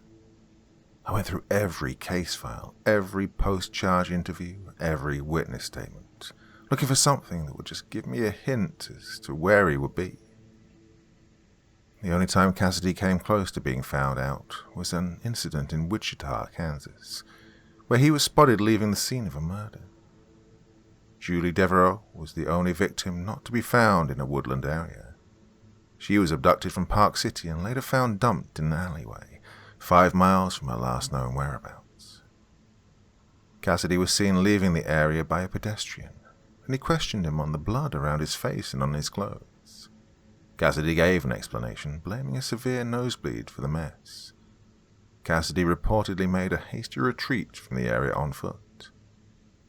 I listened to the tape from Cassidy's interviews after his arrest, and during a behavior science interview, he was asked by Agent Quince why he didn't dump her in a wooded area. Dumping Miss Devereaux's body in a publicly walked street almost got you caught. Why the risk? Did you get bored? No way, Agent. Did you see Miss Devereaux? Did I look like I was bored? I had all kinds of fun. No, I didn't have much choice in that matter, you see.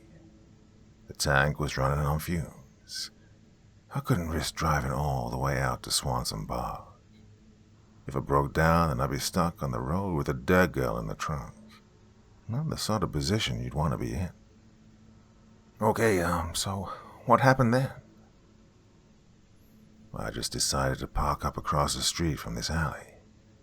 Didn't look to be any CCTV or anything.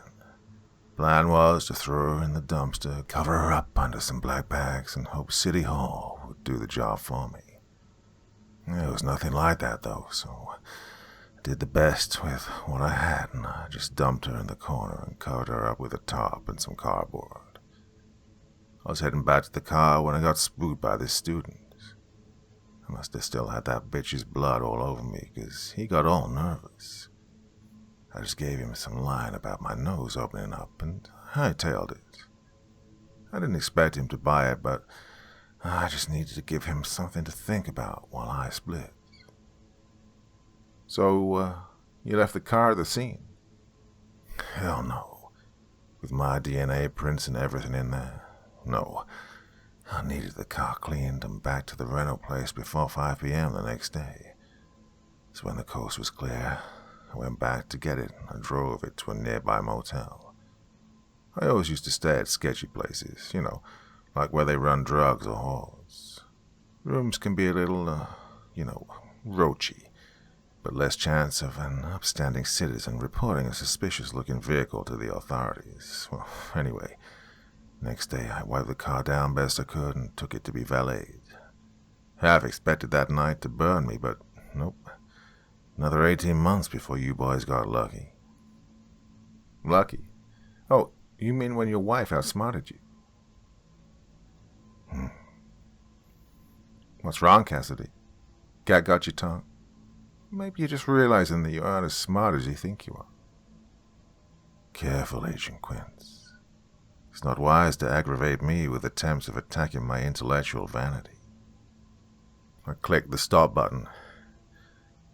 That's it. Cassidy could potentially be holding up at a sketchy motel in the Winnipeg area. Somewhere his behavior is much less likely to be questioned. He'll be waiting for the dust to settle, assessing his options. The tape suggested when he's thrown off schedule, he can make rash decisions based on poor assumptions. I pulled out the laptop and speculatively typed in low-star motels on Google, specifically in the Winnipeg area. When I did, a news report caught my eye. Father of 3 shot in parking lot of notorious Crystal Heights Motel after meeting sex worker. Something was happening within me. A small part of me was connecting the dots, but the rest of me hadn't got the memo yet. As my deep subconscious was hard at work battling against the raging hangover, the part of me on caffeine-riddled autopilot continued to read the article about the shooting.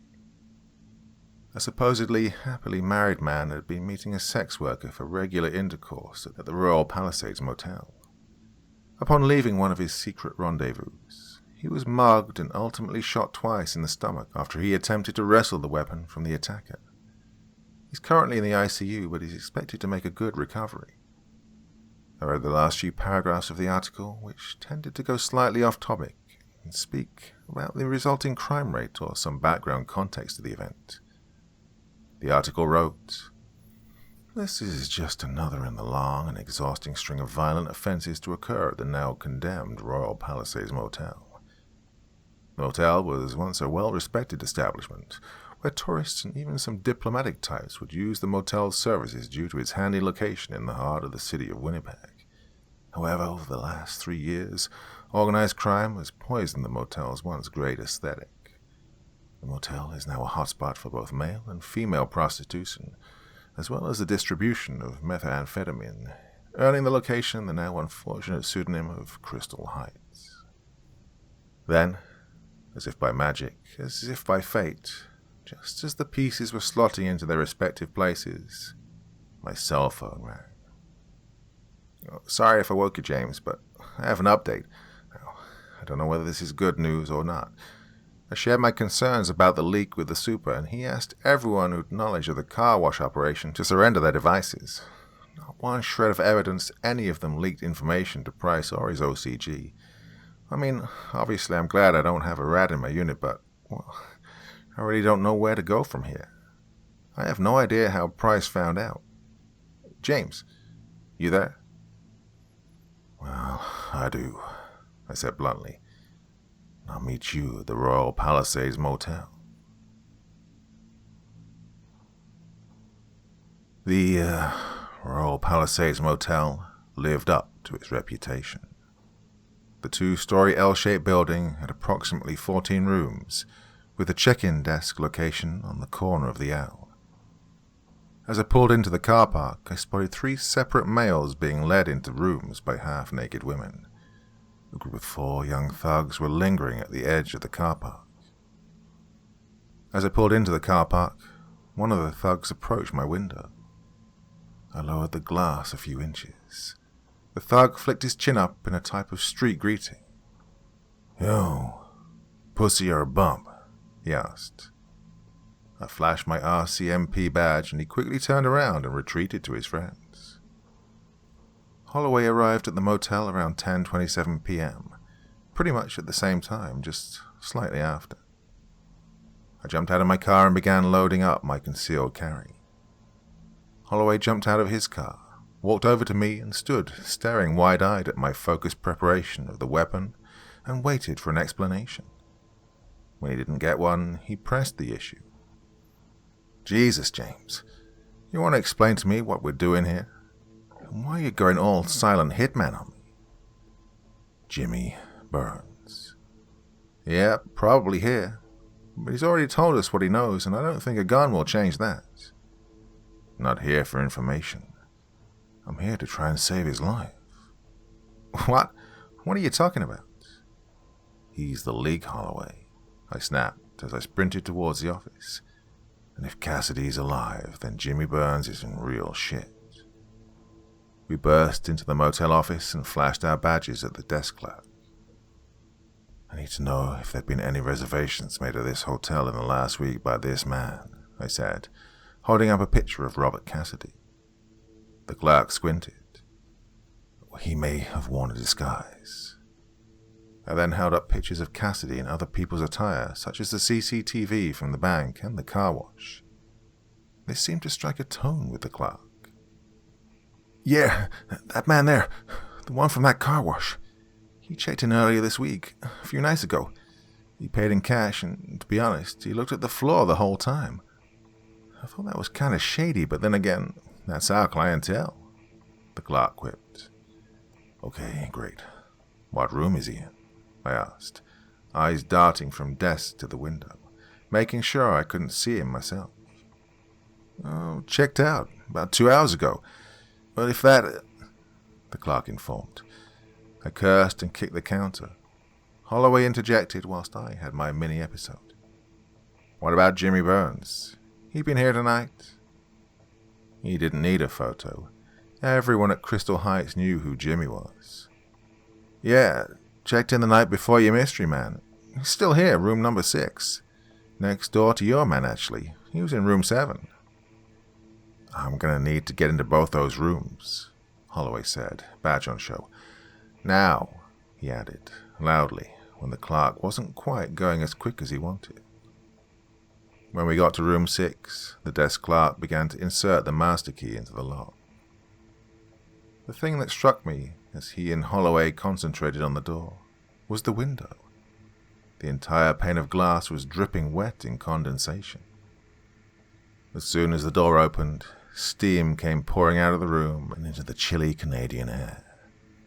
Guns drawn, we made our way into room 6, our pores opening for the sheer density of the steam that filled the room. We realized it was coming from the bathroom, and from what we could hear, there was water running. There was a stench in the air, not something I'd ever smelt before, but it was very distinct. It reminded me of a seafood restaurant. I wasn't sure why, but when Holloway pushed the bathroom door open with his foot, as we held our guns out in front of us, quickly I found out what that smell was, and why it reminded me of seafood. Lobsters. There in the bathtub was Jimmy Burns. His eyes were bulging out of his skull nearly. He was naked with what looked like 2 badly broken legs. His hands were restrained around his back, and he was literally, and I don't have any other word for this, cooking in the bath. The water was on, overflowing onto the bathroom floor. There was a kettle on the toilet seat. The hot tap was turned to its max. The water and the air was piping hot. Jimmy's skin looked redder than a stoplight.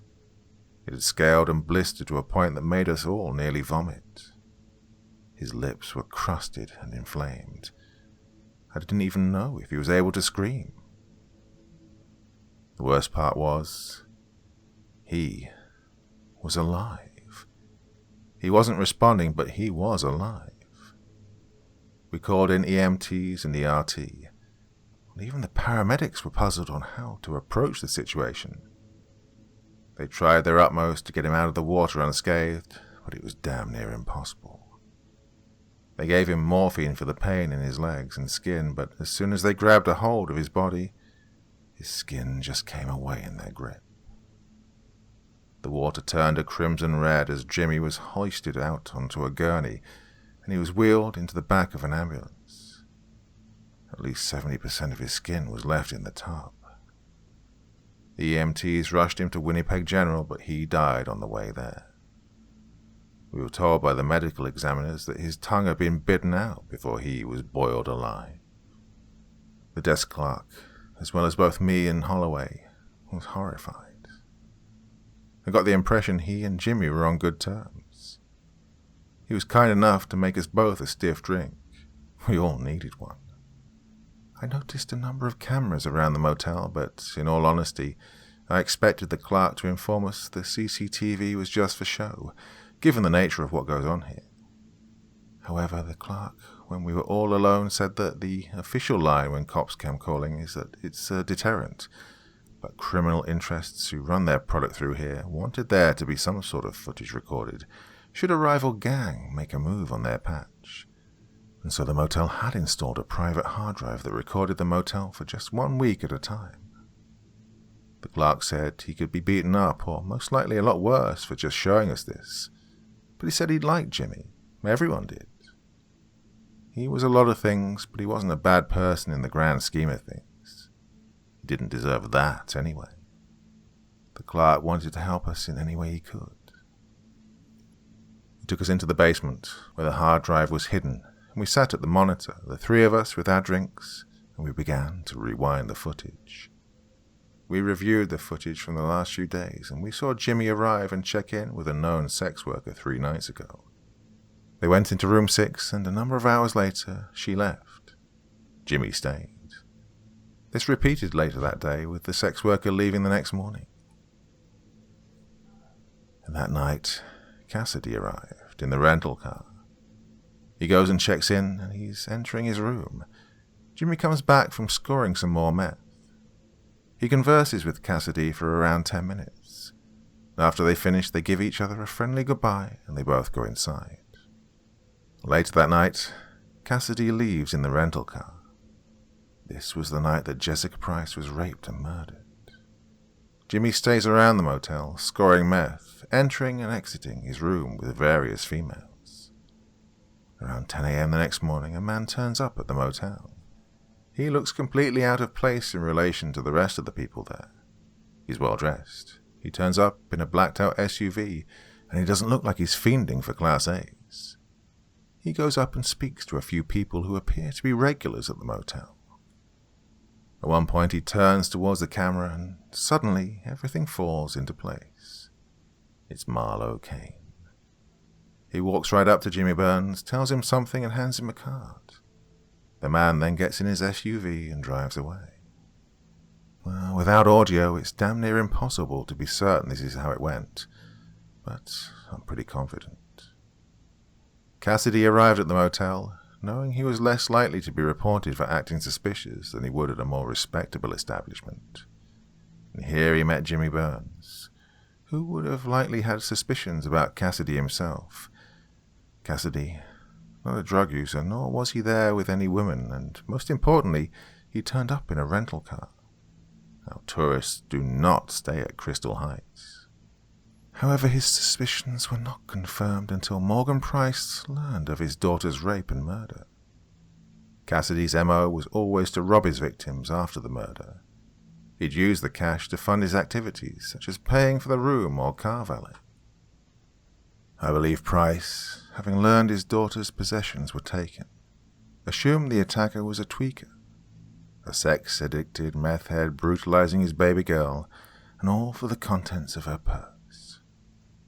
Jessica Price was, ironically, training to be a lawyer, promised a retainer representing her father's criminal associates, no doubt. She would have likely had plenty of cash on her person. Her father would automatically assume that someone would take the cash straight to Crystal Heights for an evening of bump and grind. Given that the motel was run by a rival organization, it would be the best bet for someone who committed a crime against Morgan Price to spend the proceeds at a rival's patch. He sent Marlowe Kane to the motel to scope it out, spreading the word that anyone with information on the perp would be heavily compensated. Knowing Jimmy Burns knew everything about everyone in that neighborhood, he would have been one of the people Marlowe intended to speak to. Cassidy arrived back at the motel later that day at around 12 p.m. You can see him on camera being approached by Jimmy Burns almost immediately. Jimmy seems to be asking questions about the rental car. Again, with no audio, it's hard to tell what was actually said, but Cassidy seemingly offers an explanation. The two converse a little more before Jimmy nods and starts to point out towards the road. He seems to be giving directions. We worked it out that he was pointing in the direction of the car wash. Cassidy enters his room, lightly washing off the violence from last night. Around 2 p.m., Cassidy leaves his room in fresh clothes, gets in the rental car and leaves the premises, heading towards the car wash. Almost immediately as he leaves the parking lot, Jimmy Burns pulls out the card in his cell and dialed a number. Shortly after, Jimmy leaves his room and gets into a cab. This is likely when he went home to meet us. Later this evening, Marlowe Kane's SUV pulls back up into the parking lot again, and he makes a beeline for room 7. He finagled the door lock with some sort of device and let himself in. Shortly after, Kane leaves the room and starts to peer through Jimmy's window. When he doesn't see him, he takes out his cell and makes a call, presumably to Jimmy. But then he turns and faces toward the camera. We all gasped. It wasn't Kane, it was Cassidy, in Kane's car and wearing his clothes. Our mouths were as wide as our eyes. I dropped my whiskey all over the floor in shock.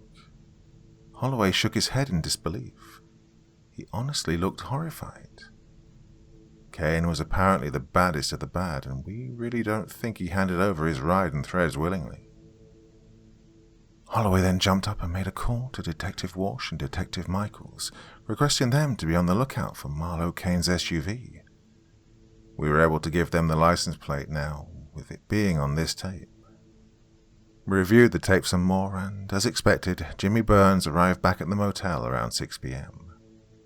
When he does, Cassidy is waiting in the SUV. The SUV flashes its lights, and Jimmy immediately walks up to the Range Rover with that same deranged excitement and climbs into the passenger side.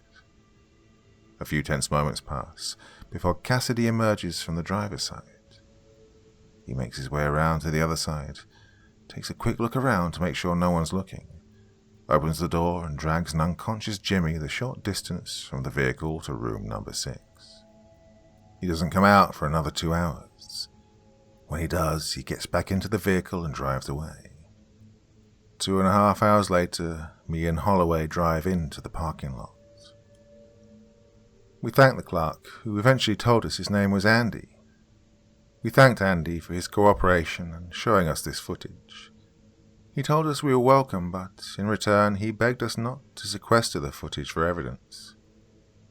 Holloway assured him he didn't have to worry about that, and that we wouldn't drop him in it with the CCTV's owner. We shook hands, and he urged us to get the bastard who murdered Jimmy Burns and Jessica Price. I promised him we'd do our best, and we left. I couldn't help but feel bad for Andy, as Holloway just lied to his face. Because if we caught Cassidy, that CCTV is evidence that he killed 2 people. It would most certainly be sequestered, although that was a mighty big if. We walked out into the parking lot and reconvened at our vehicles.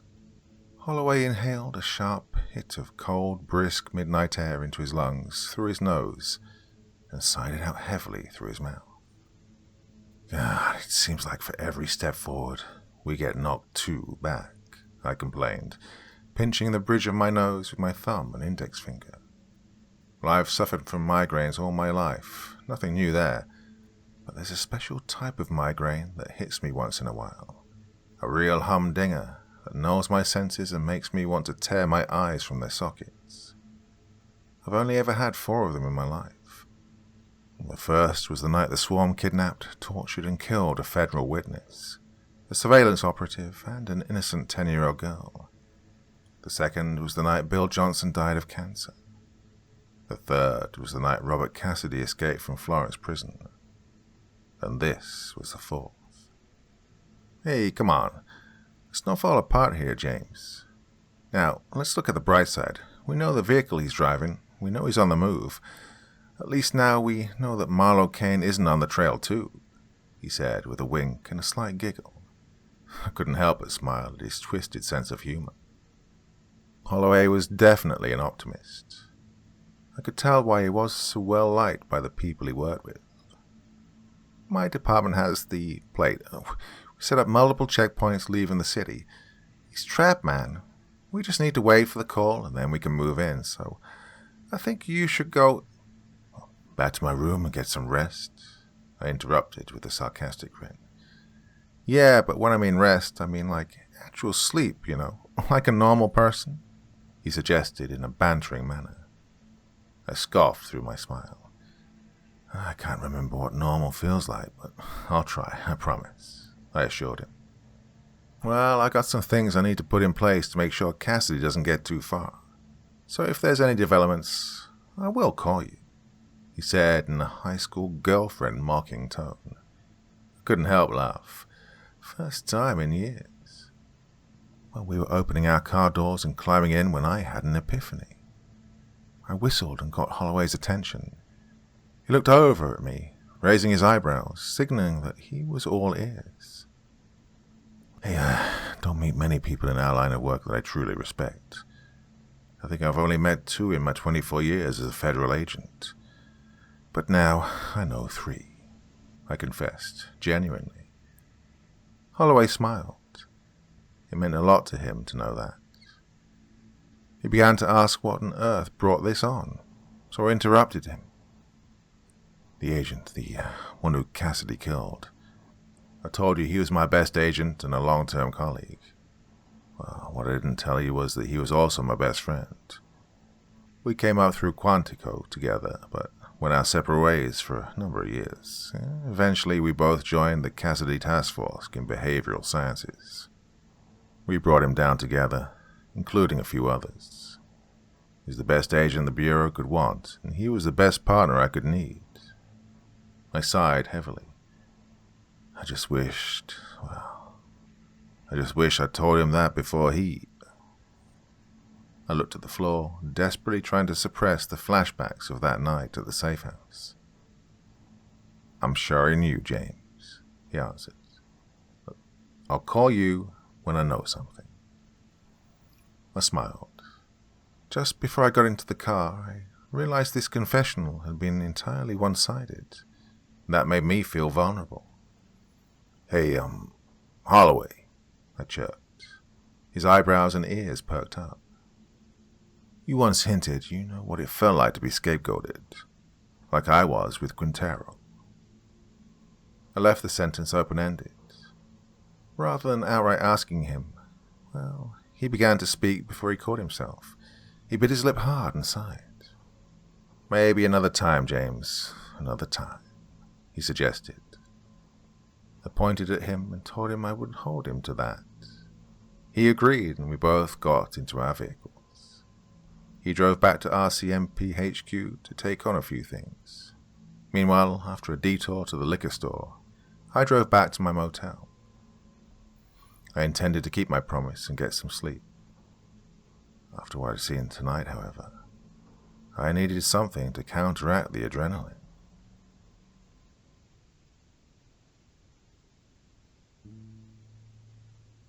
Part 3. The hotel was especially quiet this evening. I walked up to the front desk, and the godsend I now knew was Ramos had kept his promise and left me a new key at the reception. I made my way up in the elevator. I pulled the change from the liquor store out of my pocket and had it ready to tip him. It was around $25. I know that some psychiatrists may say I'm trying to get rid of my guilt about what happened to Quince by being charitable to some poor, unfortunate Mexican teenager and his family, but, well, it's either that or more booze. I'm more than comfortable with my choice. The doors opened, but Ramos wasn't there tonight. I assume that's why he'd left the key for me. I slid the card in and waited for the lock to snap.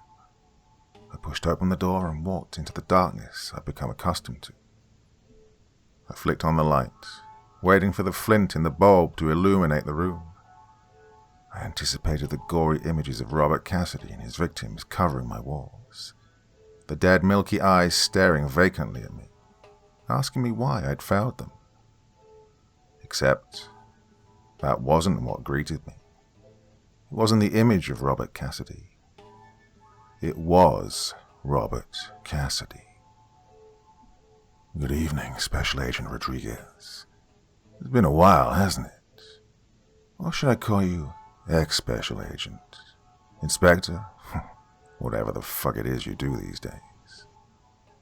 Cassidy sat, his legs crossed, in the armchair in the corner of the room. He had scars, faint around the eyes, nose and mouth, all from that night in Texas. He had some new wounds too, though. Marlowe Kane hadn't gone down quietly by the looks of it. He fiddled the point of his knife into the gaps of his teeth, as if using it as a toothpick. Jimmy Burns was a big talker. Fat tongues tend to get stuck in between the canines, he informed me. Didn't know if he was being serious or joking. Not sure I wanted to either. Began to slide my hands towards my pocket to reach my phone. Oh, come on, Agent. I'd have you opened up before you could even dial the first number. He meant it as well. It's always hard to tell due to his eerie calmness and nonchalant attitude when talking about extreme violence, but it was clear to me at this point he meant every word. Cassidy was astoundingly quick as well. I doubt I'd even have been able to get my hand in the pocket before he got to me. Okay, well, you could have hidden in my bathroom, waited till I came in, snuck up behind me, and slit my throat. But here you are, sat like a Bond villain waiting for me to enter. So let's just cut the shit, Cassidy. You go ahead and tell me what the fuck you want. I tried to be firm. I didn't want him to know that I was terrified. I could tell he knew, though. Hell, he could probably smell it a mile away. He began to smirk, and then gently chuckled. Now, where on earth would be the fun in that? Let's be clear. If I need to kill you, Agent, then I will. But I don't want to. Heck, you're the only one who really appreciates me. All these other gumshoes just see me as a page in a textbook, a statistic, a serial killer. But you, Agent Rodriguez, you see me for what I really am. He leant forward, his smile almost genuine. What's that then? I asked in a sardonic tone. A god. His ardor in his words were undeniable. I scoffed at his narcissism. 1 in 3 people don't even believe in God, but everyone believes in the bogeyman. More people have dropped to their knees and clasped their hands praying at my feet than you can ever imagine. I decide if someone lives or dies. You all thought I was getting zipped up in a bag, but here I am, risen from the grave, just like our Lord Jesus Christ himself. He bellowed that in a biblical tone. You can't seriously deny this. I've seen and appreciate the awe you've given me, Agent. And that's why you're alive right now. My world is so much more fun with you in it. Cassidy had stood up at this point. He began to saunter around the bed towards me. I didn't feel threatened. He could have killed me at any point up until right now, and he hadn't. I didn't really buy his yin and yang story. He needed me for something. I just didn't know what. Cassidy walked right up to me, his face mere inches from mine. His eyes never flickered. They simply stared directly into mine. He blinked a couple of times before simply saying, "Phone," and holding out his palm.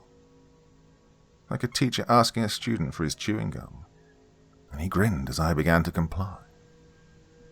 "There's a good boy," he said in his patronizing tone.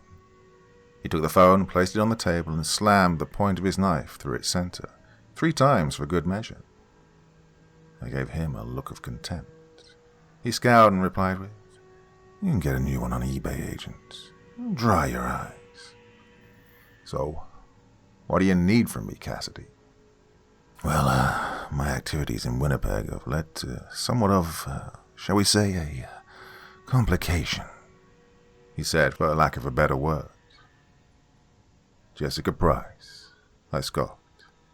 Yeah, you missed your due diligence there, didn't you?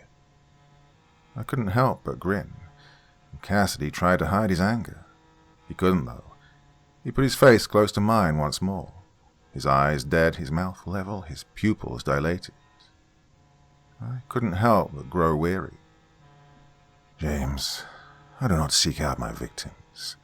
Try to find the right fit, and they seek me out. The right ones are drawn to me.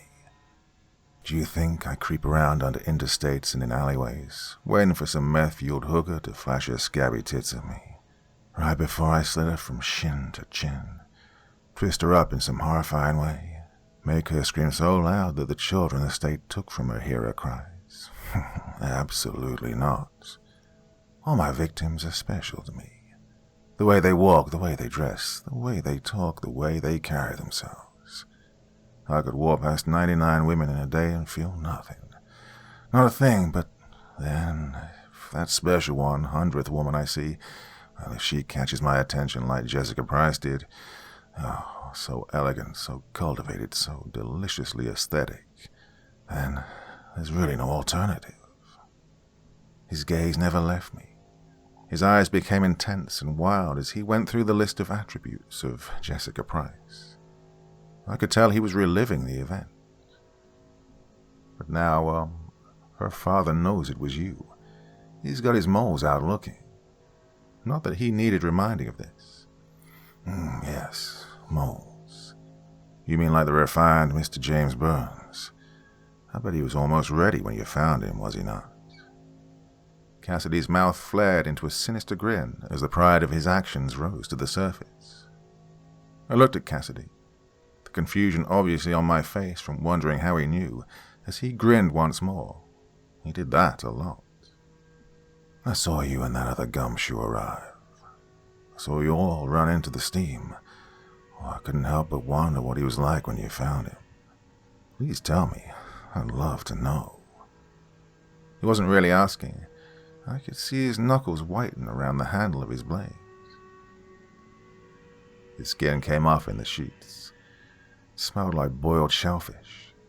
He died in the ambulance after a cardiac arrest. Happy now? Cassidy smirked and shrugged his shoulders. Who can say, really? Am I happy he's dead? Of course.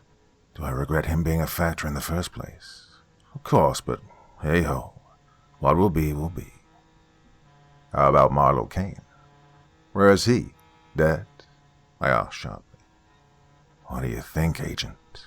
Cassidy asked, provocatively. I shook my head in disgust. Oh, come on, Agent, don't give me that. That one was straight-up self-defense. Although it did work massively in my favor, I must say. With his phone, clothes, and car, it was all too easy to get hold of Jimmy and tell him to meet me for the payoff, Cassidy said, gleefully. But despite all this fun, my time in Canada has reached its end, I think. Too much hassle here with the Mickey Mouse Mafia after me, as well as the old Mounties, so I've decided to ditch the car rather than return it. Marlo, luckily, had a spare jerry can in his SUV. Imagine that. I needed to get rid of Marlo as well, so two birds with one stone sort of situation. He shrugged his shoulders as if to say, it's all too easy. See, Agent, I mostly have the divine powers I speak of because I said there shall be no car, and there will be no Marlo. Then I said there'll be light, and there was light. I looked up on the light, and all the light was good. Cassidy's biblical tone was back. He almost sounded like Moses himself. I couldn't help but think that this was a strange way to confess that you'd burned a man alive. You won't get away. Between the authorities and the mob, you will get caught. I hope to God that it's by the side that'll bring you to real justice. But to be honest, Cassidy, I'm past the point of caring. I just want you where you can't hurt any more people, I said. Cassidy chuckled and shook his head in disagreement. I don't think you really believe that. You see, Agent Rodriguez, I confess to you that I need you in my life. Someone who knows the vast magnitude of my prowess and mastery. Someone to pursue me with everything they have, regardless of office politics. No matter how many budget cuts or department numbers get in your way, you will always chase me down. Someone who sees my work and examines it, documents it, immortalizes it. His voice was building into a crescendo before he added, "You ever heard the story of the lion and the gazelle?" I shook my head. The lion chases the gazelle because he has to, because he needs to eat. He's hungry. He knows if he doesn't eat, then he's nothing. Now the gazelle, he runs from the lion. He needs to keep his game up. He needs to be sharp, because the lion, he's coming. "What's your point?" I asked impatiently. "You're the lion, Agent Rodriguez, and I'm the gazelle," he said proudly. "You know what happens to a gazelle if the lion stops chasing him? Nothing. Doesn't run anymore, because there's nothing pushing him or driving him, forcing him to be better," he said passionately, fist pounding his chest. "The thing is, should the lion ever catch the gazelle, then maybe he feels good for that day, while he feasts, gores on the tasty flesh of his prey. But the next day, well, there ain't no gazelle to chase, and the lion gets hungry, and the lion dies." Cassidy shrugged his shoulders, waiting for the moral of the story to resonate with me. "Plenty of other gazelles in the jungle," I countered, and he grinned. "Not like me, though. No one that's caused you so much distress." He winked. "You dream about me, don't you, Agent Rodriguez? Bet you see the faces of all the people I've killed over the years, don't you? Do you see your insecurities and self-doubts in their dead eyes? Do you see the horrible remains of your best friend in your dreams? No other gazelle has made you feel those things. While you seek me out and chase me relentlessly, you're scared of what you'll become once you catch me." His words cut deep. I didn't know whether it was the fact I simply buried my head in the sand, or the fact that I'd been so obsessed with this case, but I hadn't even thought of what I'd do after it was over. Cassidy could see the contemplation going on inside me. It began a long, dragged-out laugh. "I'm right, aren't I? You know, I read all about your mentor, the incorruptible Bill Johnson, the man who saw through the Bureau's one-dimensional views on a string of seemingly unrelated and violent sex crimes, only to unveil the largest human trafficking network ever put together. Chased the shot callers of the swarm for, what was it, 6 years? Tell me what happened the day after the last member was sentenced in federal court." Cassidy already knew the answer, so once again he was grinning from ear to ear. "He died from cancer. He'd been ill for some time, though I don't really see your... But he didn't die. Not while he had his gazelle to keep hunting.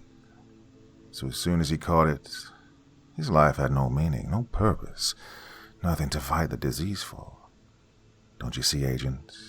You need me alive and free. Otherwise, what do you have? No family, no friends, no job.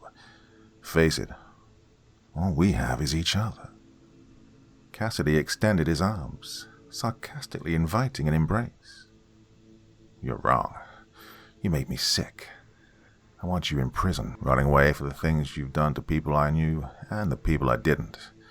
So why don't you just get to the fucking point and tell me why you're here?"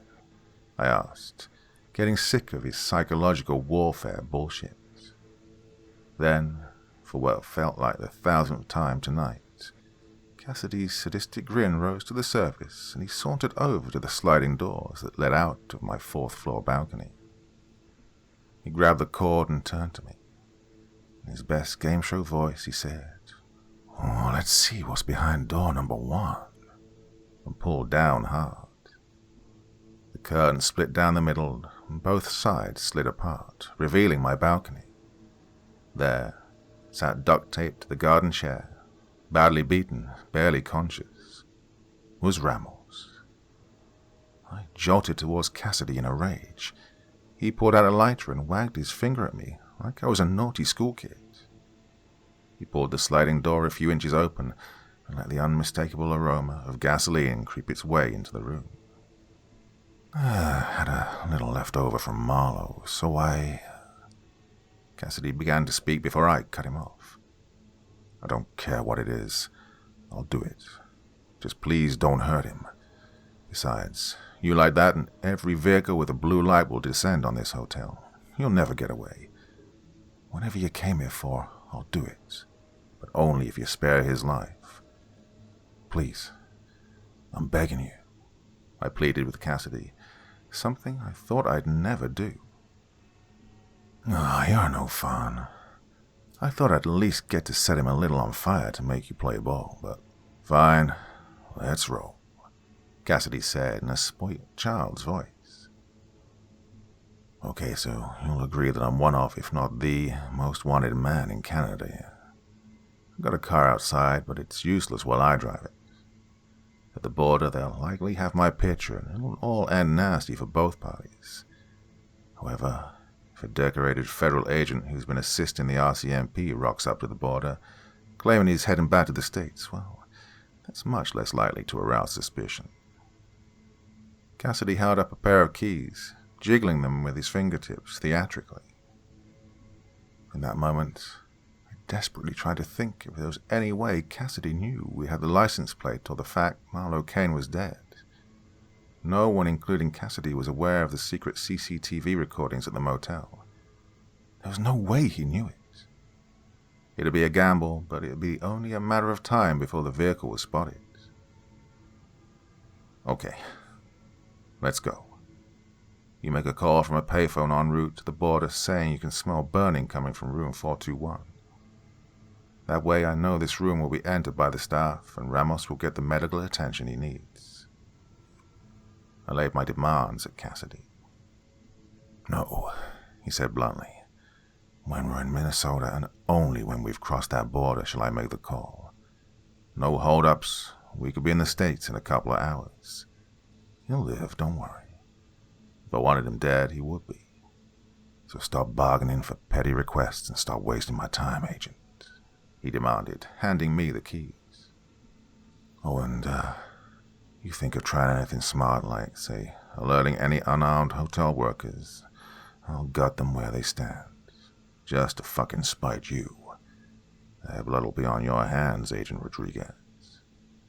His eyes widened as if asking me if I understood his threat. I nodded to confirm that I got the message. Cassidy dragged the chair in from the balcony, Ramos's dead weight causing the chair to leave heavy drag marks in the carpet as Cassidy hauled him into the bathroom and closed the door. Shall we? He invited, signaling with his head for me to get walking. We headed down the hall, making sure we weren't seen. Cassidy opened the fire escape by pushing his backside against the bar. One hand on my shoulder, one hand on his knife, resting the sharp tip against my liver. As he put pressure on, forcing me forward down the fire escape, the blade began to pierce the skin, and I winced in pain. I said I'd drive, didn't I? You can put the knife away. My request came across like a sulky teen. I've already trusted one wrong man today, and I had to do a lot of cleaning up because of it. I mean, don't get me wrong, I had some fun doing it, but still, not making the same mistake twice. Car's only 50 yards away. Once we're in, I'll give you a bit of trust, Cassidy informed me, pressing the knife against my back. He was letting me know if I made one wrong move, he'd have my organs on a sheesh. We arrived at Marlowe Kane's black Range Rover Sport. I immediately noticed the dried dirt on the wheels and the underside of the vehicle, likely from whatever off-road site Cassidy got the drop on Marlowe. I didn't know Mr. Kane, but I hope to God he was already dead when Cassidy torched the car with him inside. I didn't hold out much hope of that, though. Climbed into the driver's seat, Cassidy in the passenger. The blacked-out windows meant he didn't need to hide in the trunk. Right, towards Highway 59. When we get 5 minutes from the border, I'll get out and lay in the trunk. Now, you're probably thinking, oh, I'll just give the border agents a little signal and they'll arrest silly old Mr. Cassidy while he's snuggled up in a ball. It turns out Mr. Kane carries a fair number of toys in his vehicle, and this one's going to come in very much in handy," he said, opening the glove box and reaching inside. He pulled out a live grenade and held it in his hand. "Well, so to speak," he quipped. I looked at it in horror as my plan just came crashing down around me.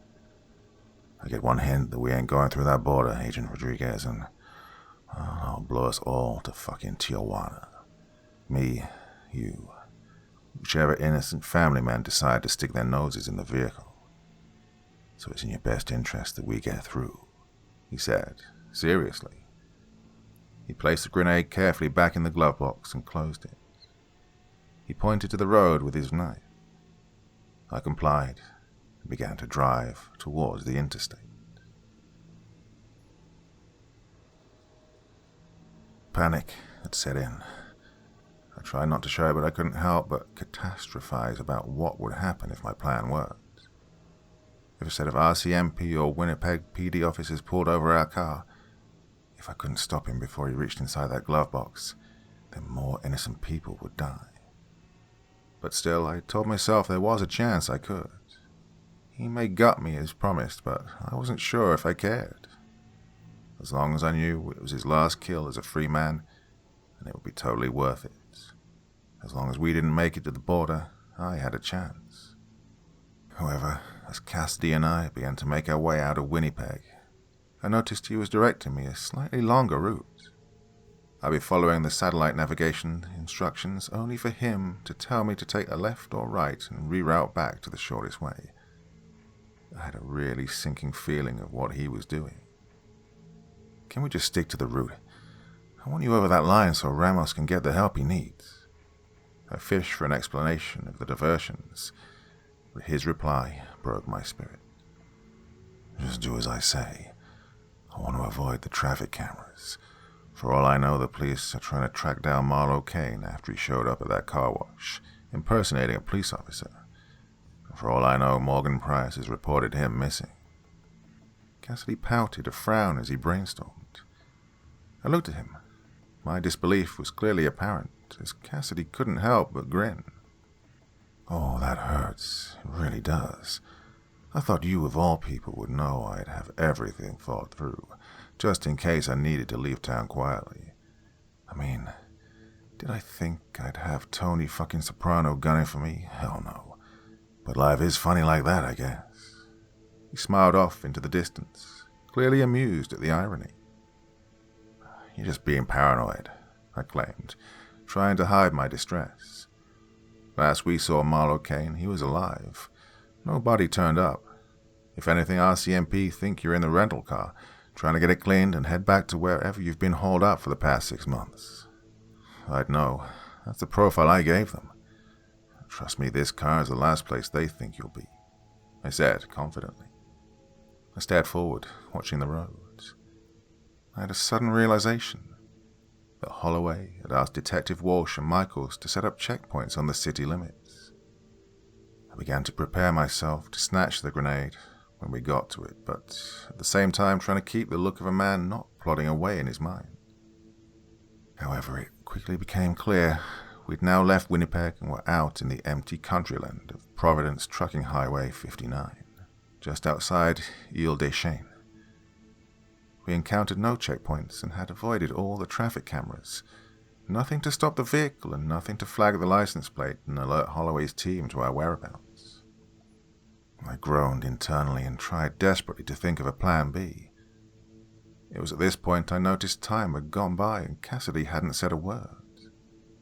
This wasn't normal, so I turned. He was staring right at me. He wasn't grinning, he wasn't smiling. He was scowling. His eyes were squinted, and I could tell he was weighing me up. Amy Edmonds confessed to me that Cassidy would often give her these stare-downs when he suspected she was up to something. "Something, you want to tell me, Agent?" he asked intensely. "Like what?" I asked, trying not to stutter, mumble, or any obvious sign of lying. "We were probably another 15-20 extra minutes, if that. Your little Mexican friend got a bit of a pasting, but you A decorated federal agent for 30 years. Surely knew his injuries weren't life-threatening. Yet here you are, desperate for this vehicle to pass a traffic camera, volunteering all sorts of information about profiles and RCMP's investigations. That's not like you. His eyes became more and more hard as he became more and more convinced that I was deceiving him. I looked around. We were in the middle of nowhere. There was no way out. I sighed heavily. The Royal Palisades Motel. The criminal gang who run their drugs and women there, they put in a CCTV system that records. If the cops come knocking, the clerk tells them the cameras are just for show. But there's a private hard drive in a back room. They have it so if any rival gang members give any of the dealers or pimps trouble, then they can ID them. They can also keep an eye on their own, too. Cassidy slammed his fist on the dashboard firmly. I don't give a fuck why some meth-peddling bikers want to play Big Brother. What was on that film? Cassidy said, and his eyes told me he was furious. Everything. We knew you checked in there, the night you killed Jessica Price. We knew you told Jimmy Burns about the car wash. We knew you killed Marlo Kane. We knew you painted yourself as Marlo Kane so you could lure and kill Jimmy Burns. They know you're in this SUV, I said in the most calm and honest tone I could. You lied to me. You deceived me. I cut Cassidy off as he seethed as I came to a realization. Oh, come on, Cassidy. That hurts. I thought you of all people would know I'd at least exhaust every chance to get you arrested before I helped you elope. Anyway, what are you going to do? Kill me? You'll never get out of the country without me. You avoided all the cameras, so let's just worry about where we're going to go to at that border, I said in the most diplomatic tone I could muster. Touché, Agent. Touché. But you pull any more tricks like that and I'll go Bin Laden on those coyote catchers. He smiled, a little impressed with my response. His joke was distasteful, but he was deadly serious nonetheless, and I had no reason to doubt him. To pass the time, maybe you can fill me in on something, Cassidy inquired. Sure. What do you want to know? I replied. I wanted to keep him talking. The more he was distracted, the more I could try and think of a way out of this. No one gets the drop on me. No one. Especially not a twitching meth head like Jimmy Burns. So I've been dying to know. Just how did he follow me to that car wash? As far as I could tell, he had no vehicle. There were no cabs on hand either. It's really been puzzling me. So what did the footage show him doing? Cassidy's tone was one of genuine puzzlement, sounding borderline impressed. Well, his question threw me, though. I was so distracted I didn't even notice the pair of headlights in the distance rapidly approaching our rear. Sorry, really don't know. We assumed you saw Jimmy as a dodgy character who would know a cash-only car wash that wouldn't ask too many questions. When you left, he made a phone call. Next thing we know, Marlo Kane's at the car wash tracking you down. No. He pointed out where some hotspots were for nightlife, and that's it. I was just doing my clueless tourist routine. Cassidy was once again staring at me. This time he looked more puzzled and concerned rather than seething with anger. I sat, vacantly staring forward, mouth slightly open, the cogs within turning. What? Cassidy probed, after seeing my horrified reaction. Oh, Jimmy Burns may have told them about the car, but he never knew where you were that afternoon. He didn't leave the motel until an hour after the car wash incident. They found that out from someone else. I was thinking out loud, digging back through my exhausted and hungover mind, trying to piece it together. Till we learned about Jimmy, we thought the leak was internal, but Holloway said there was no... My sentence was cut short by a flashing blue and red light, a loud siren and firm clash of bumpers. Cassidy was peering through the tinted windows to see what we were dealing with. This was my chance. I leant over and ripped open the glove box, throwing my hand on the grenade. Cassidy's head snapped back to me, his anger present. He drove his blade right into my quad. I screamed in pain, but in one last act of defiance, I forced the grenade into my left side pocket, making it much harder for him to retrieve it from the passenger side. Cassidy twisted the blade in my leg, causing the white-hot agony to radiate throughout my entire leg. I swung the wheel to the left as violently as I could. The SUV dragged off the road and plowed nose first into a shallow ditch off the side of the highway. The front left corner of the vehicle's chassis hit the opposite side of the banking, causing the car to halt violently. Cassidy hit his head on the dashboard firmly, not enough to knock him out, but he was certainly wobbled. I was busy trying to remember, through the adrenaline and pain, whether or not I should pull this knife out of my leg. Before I knew what was going on, the driver's side door was being ripped open, and Detective Walsh pointed a gun in my face and ordered me to show him my hands. I turned into the beam of the flashlight. Walsh's face screwed up in puzzlement. Rodriguez. I threw my head down to reveal Robert Cassidy trying to pick the passenger side door open. The glass of the window shattered outwards onto the road, and the heavily damaged door swung open. "Freeze," Walsh commanded. But Cassidy ignored him and began to climb out of the car. Walsh fired a shot, which clipped Cassidy's shoulder, blowing a hole in his flesh. He screamed a curse before falling forward out of the vehicle and onto a pile of dirt, blood, and broken glass shards. Walsh put down his firearm. "Just stay here, yeah. Backup's on its way." He made his way around to the other side of the vehicle. I looked over my shoulder and through the back of the vehicle. Another car was rapidly approaching. Everything started to make sense now. "Stay right where you are. We got you, you son of a bitch," Detective Michaels claimed. Both detectives had their firearms aimed at Cassidy as he lay on the ground. As I climbed out of the driver's side and limped around the car, I decided to open up the rear door and find something to aid my position. On the floor was a pistol, a Glock. I assumed this was Marlowe's before Cassidy got to him. I let the magazine slide out, and to my horror, it was empty. Although I guess Walsh and Michaels didn't know that. With the knife still handle deep in my thigh, I limped around until I could peer around the bumper of the car. The two agents still had Cassidy pinned down, ready to fire at him if he should try anything. I heard one of them say to the other one, "He's nearly here." I looked up the road and saw the vehicle from earlier was no more than half a mile away. Morgan Price and his thugs would be here soon. Not only would they murder Cassidy, they'd murder me too for being a loose end. The SUV was trashed and clearly had some sort of tracking device in it, but Michaels and Walsh's squad car, on the other hand, well, that looked just fine.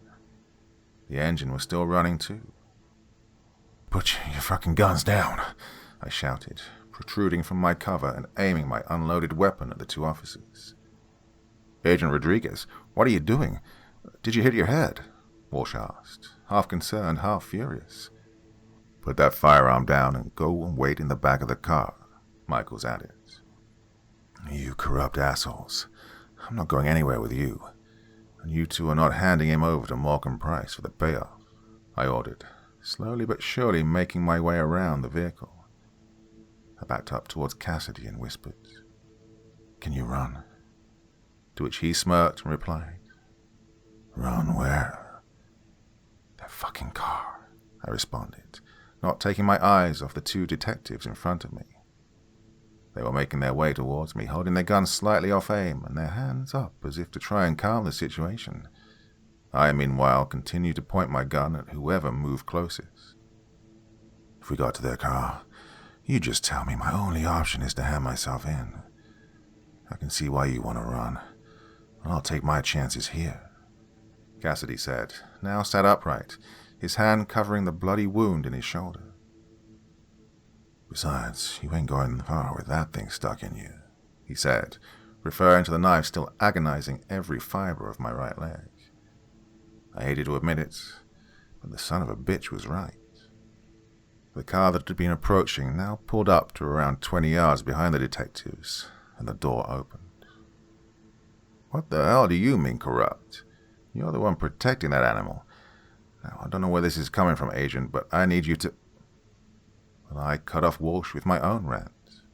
The leak about the car wash could only have come from the RCMP, and we avoided all the traffic cameras, so you only knew where this vehicle was going if it had a tracker. And whoever at RCMP is in Morgan Price's pocket would have to have had that information. So don't lie to me. My words were full of venom. I couldn't stand how these two detectives, who were from the Organized Crime Department, could be in the pocket of organized crime. Then again, who better, I guess? The two detectives' reaction caught me off guard. Their faces were extreme puzzlement. Their arms relaxed and the guns lowered considerably. We were told to come here because this vehicle was spotted on a traffic camera, heading towards the Minnesota border, Detective Michaels answered, perplexed. Who told you that? Well, it was in... Detective Walsh's sentence was cut horribly short by a loud crack of noise and a flash of light from behind him. The front of his face exploded outward, and his blood and brain matter decorated the surrounding area. Detective Michaels, stunned, spun around, and another loud snap of noise and light flashed from the same area. Michaels' facial skin and skull shattered inward, and a medium-sized hole burst open through the back of his head. A spray of reddened smoke evaporated from the wound and into the air. The two bodies remained limp, but standing, for a few brief seconds before they collapsed to the ground in their respective heaps, revealing to me Inspector Holloway, arms extended, gloved hands, unregistered firearm still smoking at the barrel. Cassidy began to laugh. Hard to tell whether it was at me for being so stupid or how much my jaw had hit the floor.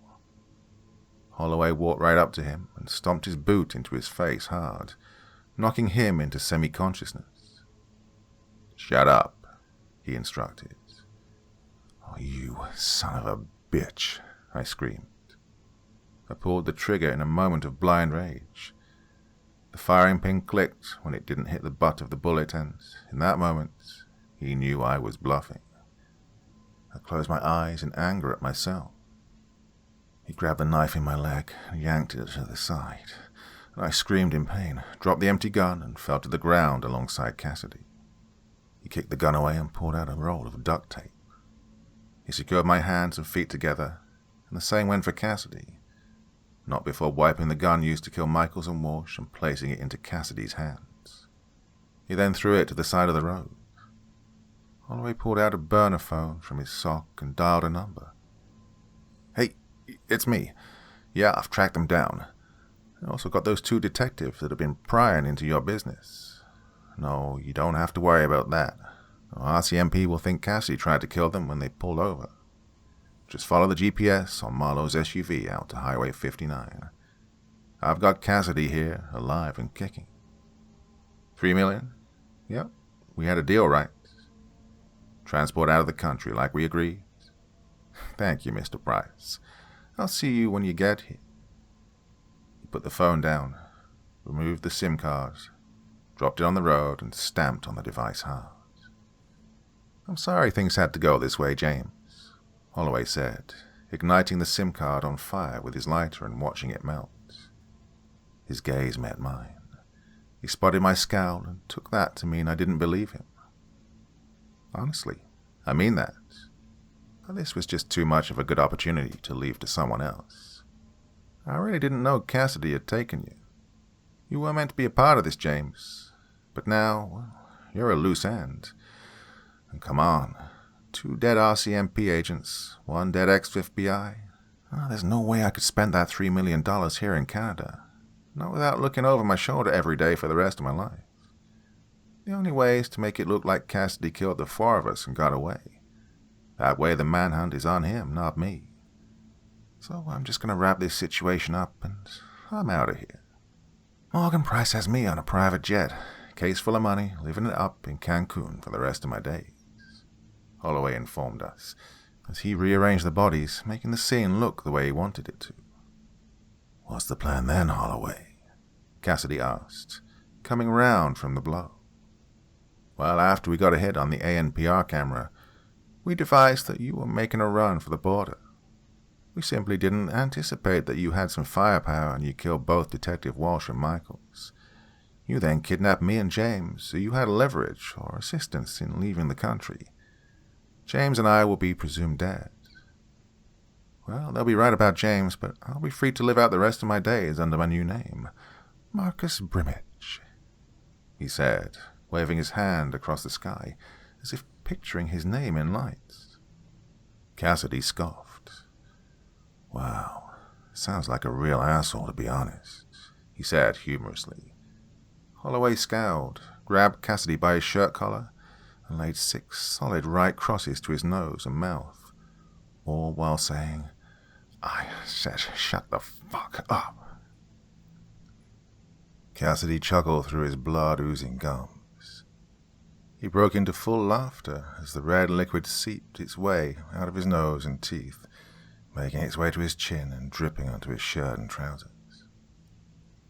"How long have you been in Morgan Price's pocket, then?" I probed Holloway, as he eyed a convoy of vehicles around 4 miles up the highway heading for us. The way he rubbed his hands together, like a greedy cartoon villain, I could tell it was Price and his men. "The day Kareem Mohammed and his 6-year-old son were shot and killed," he answered.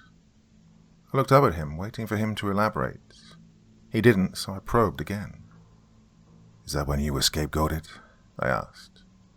"February 23rd, 2012.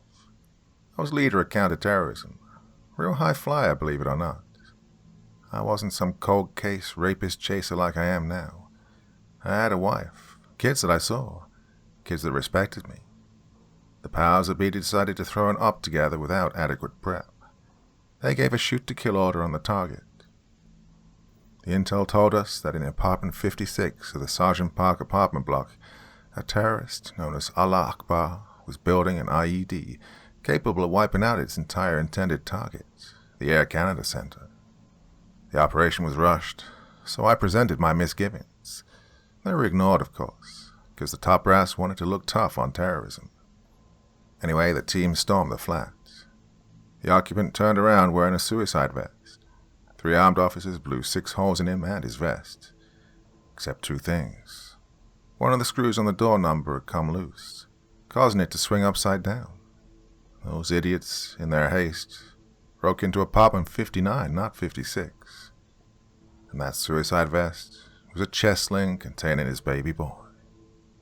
Holloway began to cry, reliving the trauma. I couldn't help but empathize.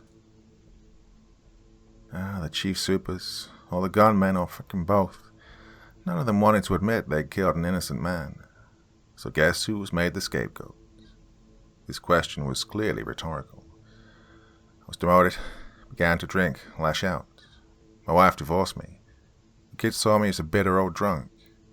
I moved to Montreal eventually with my wife's new husband.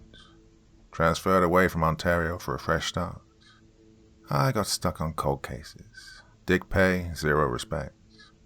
Had to work my way back up the ladder. And one day, I'm investigating an old unsolved gangland execution. My new evidence trail leads to Morgan Price. Could have taken him down, but instead he offered me another option. Bury the evidence, and he'd pay me 30 grand. I took it, why not, huh? Anyway, since then I've done my best to keep him and his associates out of jail, in return for various substantial payoffs. But I don't want to do this for the rest of my life. Stress, the hours, I want an endgame. This is what it is, so... Really sorry, James. Didn't want you to be a part of this, but there's no going back now. I do wish things were different. Dare I say, Holloway actually sounded genuine. Well, there wasn't much time to go into any more detail about Holloway's emotional breakdown into career corruption, because the convoy had now arrived. 2 jet black Range Rovers sandwiched a white transit van.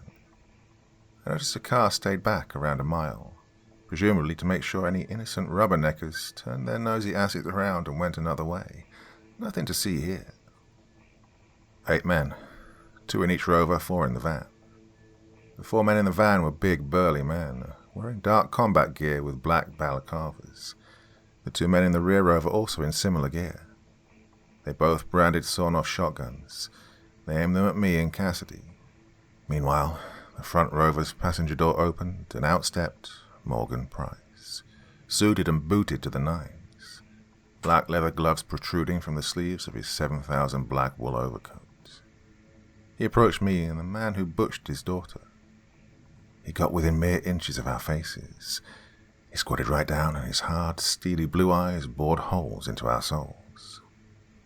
Well, Inspector Ramos, or should I say, ex-Special Agent James Rodriguez.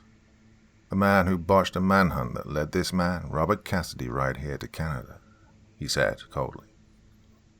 Mr. Price, if I could just have a...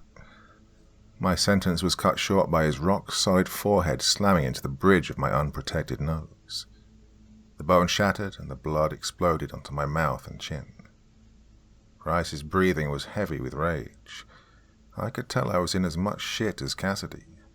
Crazy logic, really, but grief does things to people. And Morgan Price wasn't exactly stable to begin with.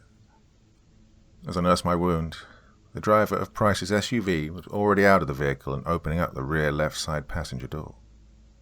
He took out a large duffel bag and a brown envelope.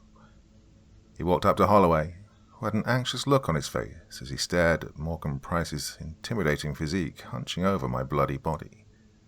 He wanted out of here as quick as he could. He didn't want to see what they'd do to me, and he wanted to forget about all the terrible things he'd done here tonight. Well, $3 million would certainly go a long way to helping with that. Price's driver was an extremely distinguished and well-postured individual. He spoke in a very posh English accent. Inside the duffel bag, you will find 50 million Mexican pesos, roughly equating to 3,071,000 Canadian. Consider the surplus payment for the collateral damage, the man said, looking around at the two dead detectives. You'll also find in your envelope your boarding pass for tonight's flight with Mr. Price's private airline. You'll find a new passport, visa papers, birth certificate, and other relevant papers, all of which are under your new name of Marcus Brimage. We trust you shall be able to provide your own transport and accommodation once in Cancun, he added. Absolutely, Holloway said in pure awe, peering his eye into the bag of money. He couldn't help himself. Well, the flight is 1 a.m. Fast Air Jet Center, Hangar Lane. Ask for a man named Mason. He's expecting Marcus Brimage. He knows all about your arrangement, he added. Understood, Holloway said, shaking the driver's hand firmly. Hey, Marcus, Cassidy piped up through a blood-filled mouth. Holloway looked across at him curiously. I don't think Marcus Brimage will get to spend a penny of that money. Holloway smirked and shook his head as he made his way over to his vehicle and placed the bag and envelope into his trunk. As he slammed the trunk down and made his way around to the driver's side door, he called out, Oh yeah? Why is that then? Because I'm going to make sure of it. Maybe I'll flay you alive. Perhaps hammer sewing pins up your fingernails. Or make you scream and suffer in some other truly unimaginable way. Well, unimaginable to someone like you anyway. I personally tend to have a great imagination for that sort of thing. Especially when I have a lot of contempt for that particular person, Cassidy said, completely dead-eyed. Price, Holloway, and the balaclava men all chuckled at Cassidy's blind denial of his current situation. Cassidy's expression remained the same, until he simply turned to face Price and looked him straight into his eyes. I'll make you suffer and scream just like I did to Marlowe and Jessica. His dead face turned to the most sinister smile he could muster. Morgan Price's humid expression turned to stone. The veins in his temples began to bulge, and Cassidy knew he'd struck a nerve. Price fought hard through his rage, so as to just stop himself shooting Cassidy here and now. He simply stood up, dusted himself off, and forced a grin. Let's get these boys to the unit. Let's see how mouthing you are when you get on the table saw. Price then turned to the balaclava men and flicked his head in our direction. The large masked men approached us. I'll, leave it to you then, Holloway said, almost phrasing it like a request. Morgan Price walked over to Holloway, passing the group of masked men in the middle of the road as they came towards me and Cassidy. He shook his hand hard. I never thought I'd see the day where I let my inside man go, but after Jessica, I'd have traded anything to get her back, which can't happen, so the next best thing is to know the person responsible has been dealt with accordingly. You've made that possible. I can't thank you enough, Francis, but hopefully the money and the fresh start will be enough. Morgan Price grabbed the back of Holloway's neck and pulled him close while he thanked him for murdering 2 innocent men and conspiring to murder another. Holloway turned, opened his car door, and climbed in. I then watched him turn and face me. The look of guilt was well hidden, but I could tell it was there deep down. He was just firing up his engine when 4 of Price's thugs began to assault Cassidy. Knees, kicks, punches. A brief but harsh melee, before carrying him to the transit van and launching him into it like a lawn dart. The 2 men who approached me weren't much gentler, to be honest, but they didn't rough me up as much due to the knife in my thigh. One of them grabbed the handle and tried to yank it out. Hey, you pull that out and he'll bleed to death before we get him to the yard. This lying piece of shit Fed deserves a little more of a drawn-out process, Price commanded. His men then grabbed my arms and dragged my legs behind me. The searing agony set my legs on fire. Well, they had the grace to throw me on my back into the van, however, thank God. The pain made me black out. The only thing I can remember was the noise of the van door sliding and slamming shut. The engine fired to life, and I felt the vehicle begin to move. The sound of my beating heart got harder and harder, faster and faster. The cold and empty safe house towered over the unkempt front yard. The night was black and full of despair. The gurney lay there, body bag on top.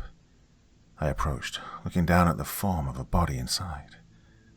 The beat got faster and harder, even more so as I reached down and grabbed the zip. I pulled it back. My heart stopped. The van went wallop as we hit a speed bump. Maybe it was a pothole, who knows? I couldn't even say how much time had gone by when I came around.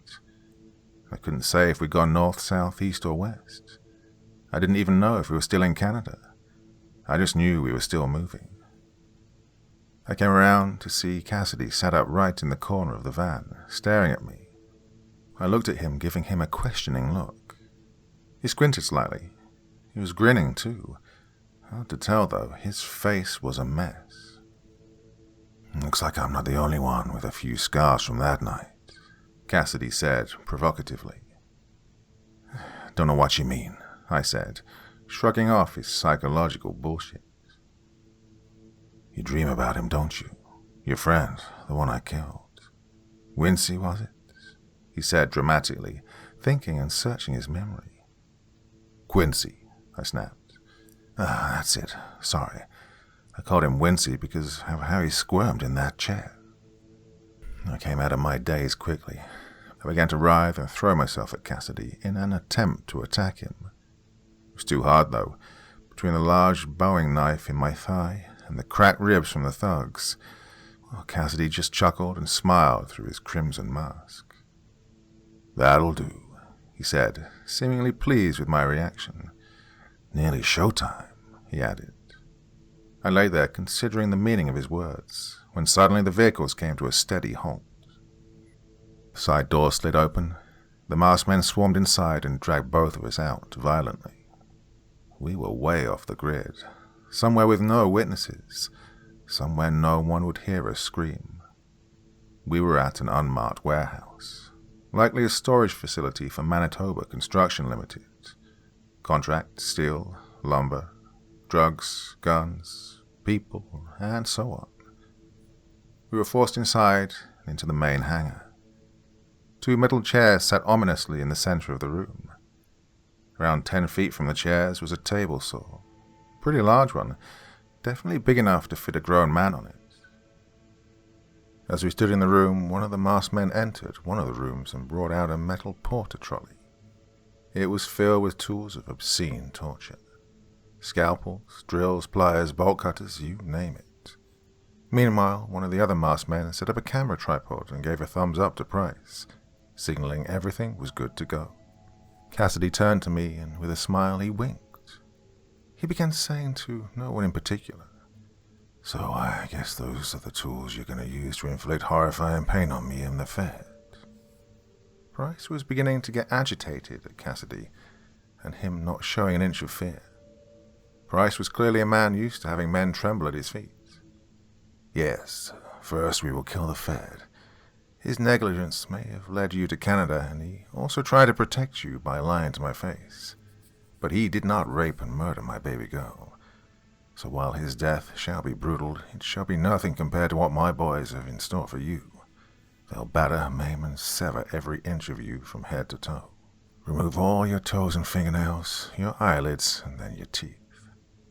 Then they'll give you a syringe full of epinephrine to make sure you don't pass out from the pain. Oh, I want you to feel it when they strap you to that table and saw you in half, balls first." Saliva spewed into the air as Price growled his words at Cassidy's face. "Not bad. Very well thought out. Honestly, bravo. Especially the adrenaline idea. Oh, I wish I'd had that on hand when I killed Agent Rodriguez's partner. I melted his face with a blowtorch, you see. The soft touch only went and died from the pain. Yeah, I looked it up afterwards. Circulatory shock, they call it. Honestly, you learn something new every... Shut up, you evil son of a bitch." My rage had taken over. I'd had enough of this sociopathic brush-off of my best friend, and his death being spoken about like it was a DIY experiment. I launched at Cassidy with no regard for the situation or my condition. I hit him with my shoulder, and we went to the ground. My hands were still tied, but our feet had been cut loose to help them move us around. I wrapped my legs around his torso and began to headbutt the back of his head.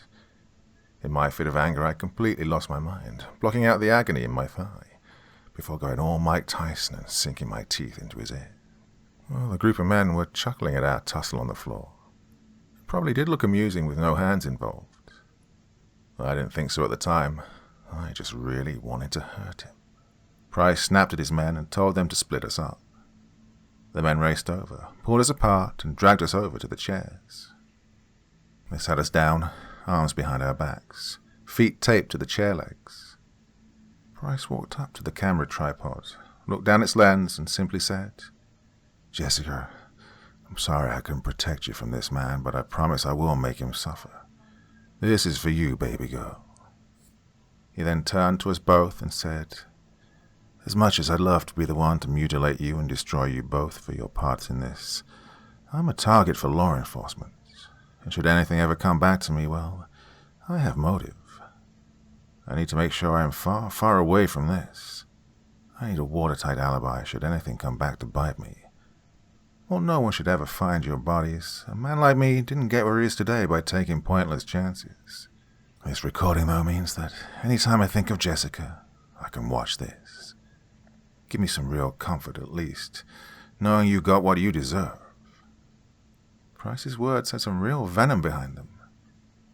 As he was talking, though, I glanced over at Cassidy, trying to see if Price had succeeded in getting a fearsome reaction from him. He just sat there grinning, twitching and tensing his upper body and manipulating his joints in a strange, rhythmical manner. At first I thought he was having some sort of convulsion, until I saw it. The bullet wound in his shoulder was now bleeding extremely badly. It wasn't that bad before, a mere flesh wound. I didn't understand why the wound now looked so fresh and open, but then I peered down at his hand. It was contorted so his palm was facing up. In it had just landed a small but very sharp piece of glass. I had a mini flashback of Cassidy rolling around in the glass and dirt on the side of the highway.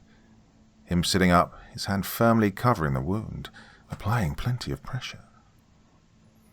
"Oh, I have to agree, Morgan," Cassidy chirped. Price eyed him with malice, the rage once again building. "I wish I had used a camera, especially with your Jessica. because the fun I had with her, I'd love to see that again, and again, and again. Morgan Price flipped out. He stormed towards Cassidy, got right into his face and began choking him hard with his bare hands, his intimidating and towering physique completely engulfing him. He was shaking him hard, frothing at the mouth. "You sick fucking monster. How about I kill you right fucking now?" Cassidy, through a constricted larynx, managed to reply, "You will? Well, you little fucking bitches will. Believe me, it's much more fun to do it yourself." Morgan Price's grip relaxed, and it was at this point that I realized he'd broken him. Price turned to the men and screamed, "Bring him to the frickin' table saw. I'm gonna do it my fucking self." He seethed with wild eyes. The masked men knew not to question, and they rushed over to Cassidy. Morgan Price's large figure stepped back from him. He cracked his knuckles and the muscles in his neck and began to walk over towards a table near the table saw. A pair of protective gloves and goggles lay there, and he started to put them on. I had no idea what on earth Cassidy's intentions were. I was desperately trying to figure it out so I knew how to react. I struggled against the tape, causing my knife wound to pulse in anguish and torment. But then, that's when I realized the grenade was no longer in my pocket. Morgan Price had already fired up the table saw and was just about getting his goggles on when a large burst of light, fire and smoke came erupting violently from his trouser pockets. The obscenely loud crack was deafening, and the powerful explosion stunned everyone in the room. A large and jagged circle of black and red decorated the floor where Morgan Price took his last breath. The various parts of the once great gang leader of Manitoba were projected to the various far areas of the room. With all the masked men on their backs, stunned and dazed, Cassidy had already cut his hands free. He burst up from his seat just in time to meet the first thug, and he slammed the shard of glass deep into his left eyeball. The man screamed in abject agony and fell to his hands and knees. Two of the other men came at Cassidy. He turned to me and, without a hint of warning, yanked the blade from my leg. I groaned in my own latest bout of suffering. However, suffering soon turned to dread when I saw the blood begin to flow out in spurts. Cassidy ducked and weaved under the thug's punch, and before the man could even retract his arm, his throat was opened wide. He fell to the ground, and Cassidy turned to the next man. He lunged at him, trying to overpower him, and he received a knife in the groin for his effort. The blade was retracted and then plunged into the gut. As the thug groaned in pain, with the blood in his mouth causing him to choke, Cassidy pulled off his mask. The man's form rested against Cassidy's chest. He was begging for mercy. He was pleading for him to spare him. You might even say he was praying. Cassidy responded, though not with words, but by plunging his teeth into the man's upper lip and nasal area, and ravaging him for a few seconds before yanking his head back. A horrible noise of tearing flesh and snapping tendons poisoned my senses. Cassidy spat the man's face on the floor and let him fall to the ground, the blood pooling around his twitching body. One of the thugs who'd been close to Price was already killed in the blast. His body was set up against the saw machine, the back of his head oozing brain matter against the sharp edge of the table. Cassidy noticed this was one of the men who was carrying a firearm. He sauntered over, almost like a giddy child wandering to play on the swings or the slide next. He yanked the shotgun from the man's limp hand. One of the remaining two thugs came stumbling through the pale smoke in an extremely jaded state. Cassidy cocked the shotgun and blew the man's head clean apart. All that remained was a charred and mangled lump of flesh just above the thug's collarbone. I'd seen enough brain matter by this point to last me a lifetime. Cassidy was cocking the gun and now eyeing the man he'd blinded with the glass. He was desperately writhing for the exit.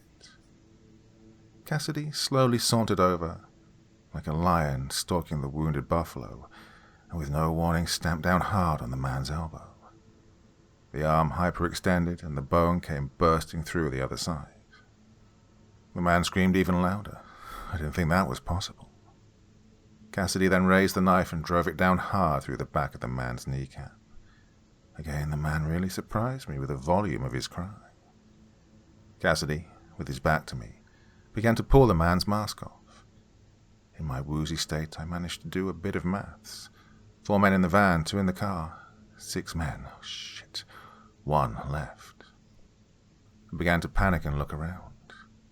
I noticed behind me a dark pile of a man on the floor, beginning to rise, using the shotgun as a crutch. The man began to stumble towards Cassidy, waved away the smoke to clear his view for a shot.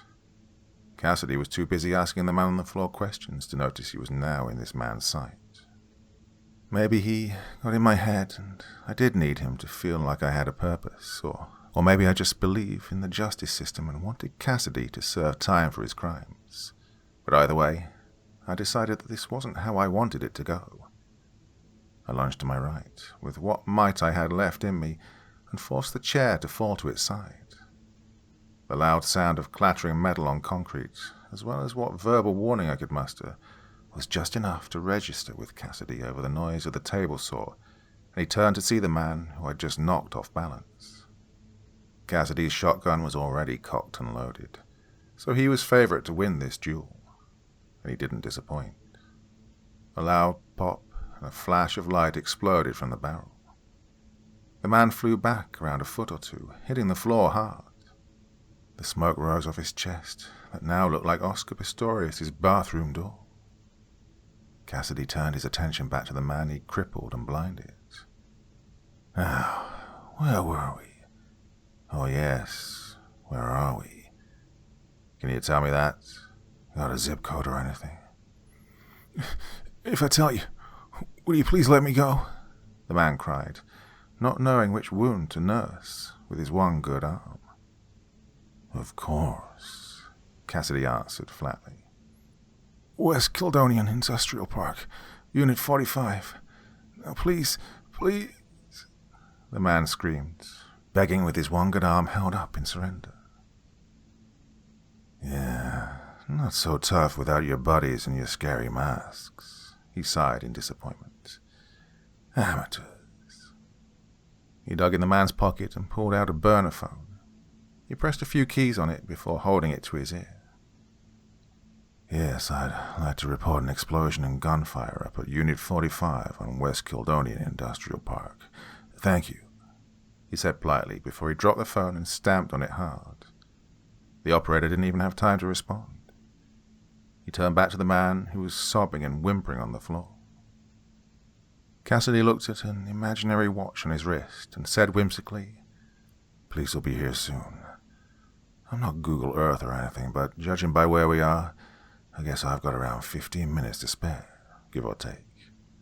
Best not put it to waste, eh? And with that, he violently grabbed the man by the collar and yanked him up and over to the table saw. He pinned him face down whilst reaching down to the control panel. He hit a few buttons until finally he found the correct one, which now caused the saw to start to make its way down the middle of the tabletop, right towards the man's face. But you said... he screamed in shock. I lied, you idiot, Cassidy replied, actually baffled that this man didn't see this coming. Cassidy yanked the man's hair back slightly, causing the circular blade to connect with his face, head on.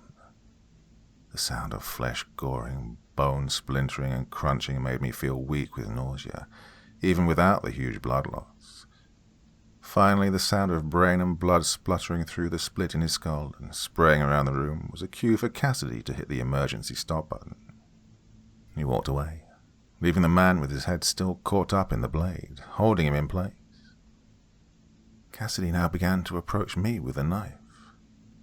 I gave him the most defiant look I could. I didn't want to give him the satisfaction of my fear when he did whatever he was going to do.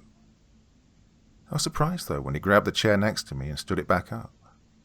He placed my feet on the chair and simply said, Don't move, and it should buy you enough time. He then walked over to the camera and pulled out the SD card. He looked at it with admiration as he slid it into his pocket and made his way out of the building, just as I began to lose consciousness. I woke up around early morning the next day in Winnipeg General. A nurse was standing over me with 2 RCMP officials. I could see by his badge that he was the superintendent. "Up for answering some questions, Mr. Rodriguez?" I nodded, but the nurse reminded them that I just had a major blood transfusion and surgery, so to keep it brief. I told the agents everything. I left nothing out. I told them about Holloway's corruption and how he manipulated the investigation, then murdered those 2 detectives. I told them about the ransom on Cassidy. I gave a detailed account of what happened at the warehouse. Everything. The RCMP informed me that they also found Morgan Price's driver with his neck snapped in the parking lot. The SUV was missing, so they're waiting for any hits on the ANPR, as that was likely what Cassidy left the area in. They asked me if I had any idea where he'd go next. But I have no idea where Cassidy is. Truly, I don't. But he knows how to avoid such cameras. The last time he escaped a situation like this, he murdered someone for their car and drove to Canada, so he really could be anywhere by now. As for Inspector Holloway, I know he had a flight booked to Cancun with a private airline owned by Morgan Price. I informed them. The inspectors thanked me for the information and quickly made a call, requesting someone to get a warrant for the private airline's records. They told me to get some rest and they'd check back in with me later. I complied with the nurse and rested. The next day, the same 2 RCMP officials came to visit me. "How are you feeling, James?" "Much better, sir, thank you," I replied. "It's not good news, I'm afraid. We sequestered the flight history for Fast Air Jet Senator. A man by the name of Marcus Brimage did in fact board that plane," he said, disheartened. "Yeah, I thought as much." I shook my head. "We sent pictures to the Mexican authorities of Inspector Holloway. If he's spotted, then hopefully they'll extradite him back to us for prosecution. I don't hold out too much hope, though. There aren't many people you can't bribe in Mexico with 50 million pesos. As far as Cassidy goes, well, we're checking all missing persons reports over the last 12 hours, looking for anyone whose car he may have killed to obtain. May give us an idea where he's heading," the detective told me. "Yeah, I'd say that's a smart plan for now," I replied. Well, the atmosphere was gloomy. Morgan Price may have been going to kill us, but the man had lost his daughter. The rage caused by his grief was somewhat understandable.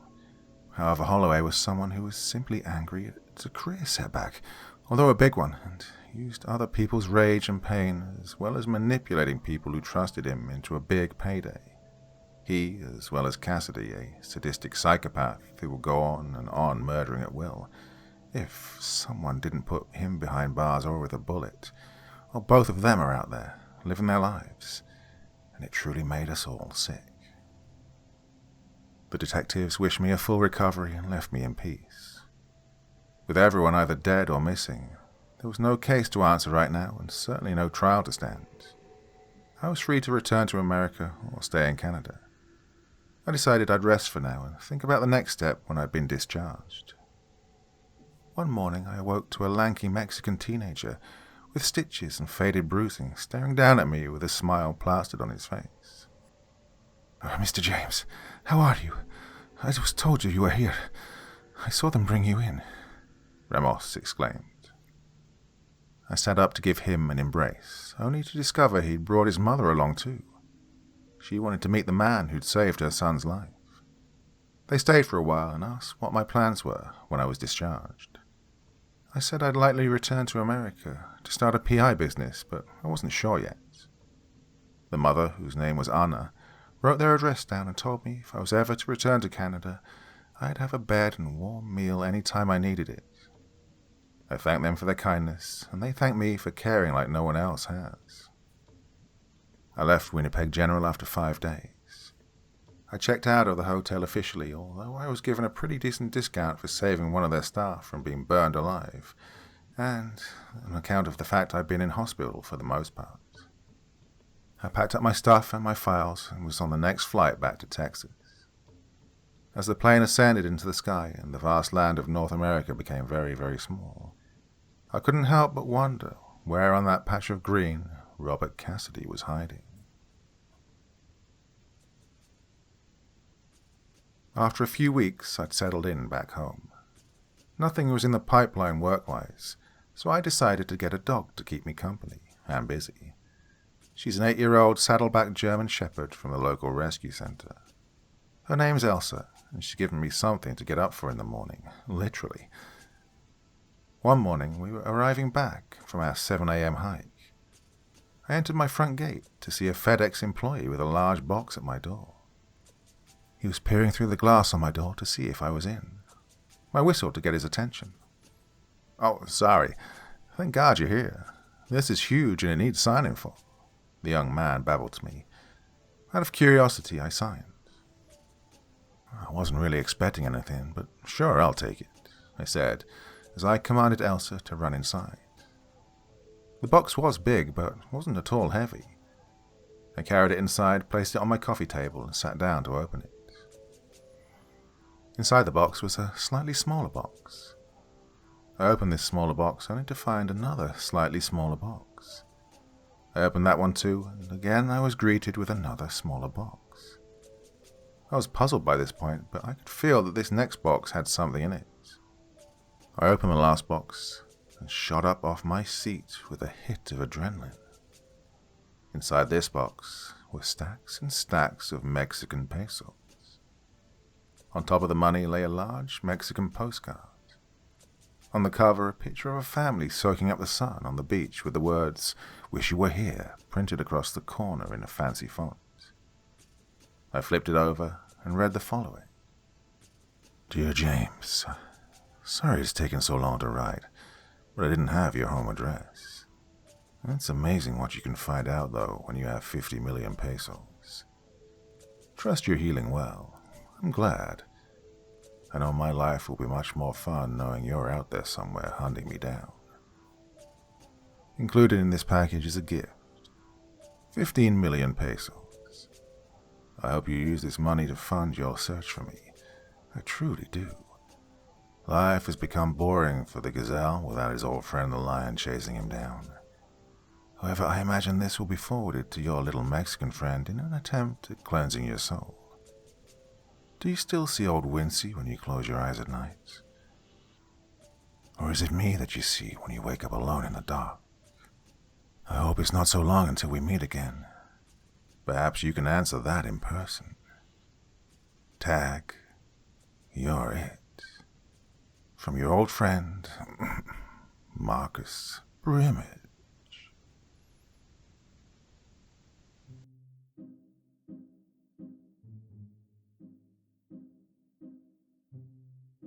Brilliant. Absolutely brilliant. I think that, along with the first story, well, there you go. Ready to be made into a Hollywood film just as it is, if you ask me. And Luke Hemingway, the author, has assured me that a prequel is coming, so even more fun to be had very, very soon. Well, in the foreseeable future anyway. Loved that one. Loved it. Thought it was brilliant. Hope you thought the same. Thoughts, feelings, anything you want to say in the comment section below the video. And as always, I will try to join in the chat. Well, that was a long, long week. In case you didn't notice, it was a video every evening. Damn, can't keep this up for too long. But it was fun while it lasted. So, having a day off tomorrow. Might be back on Sunday with something. Keep your eyes open. Till the next time, my dear friends. Have a great weekend. Sweet dreams and bye-bye.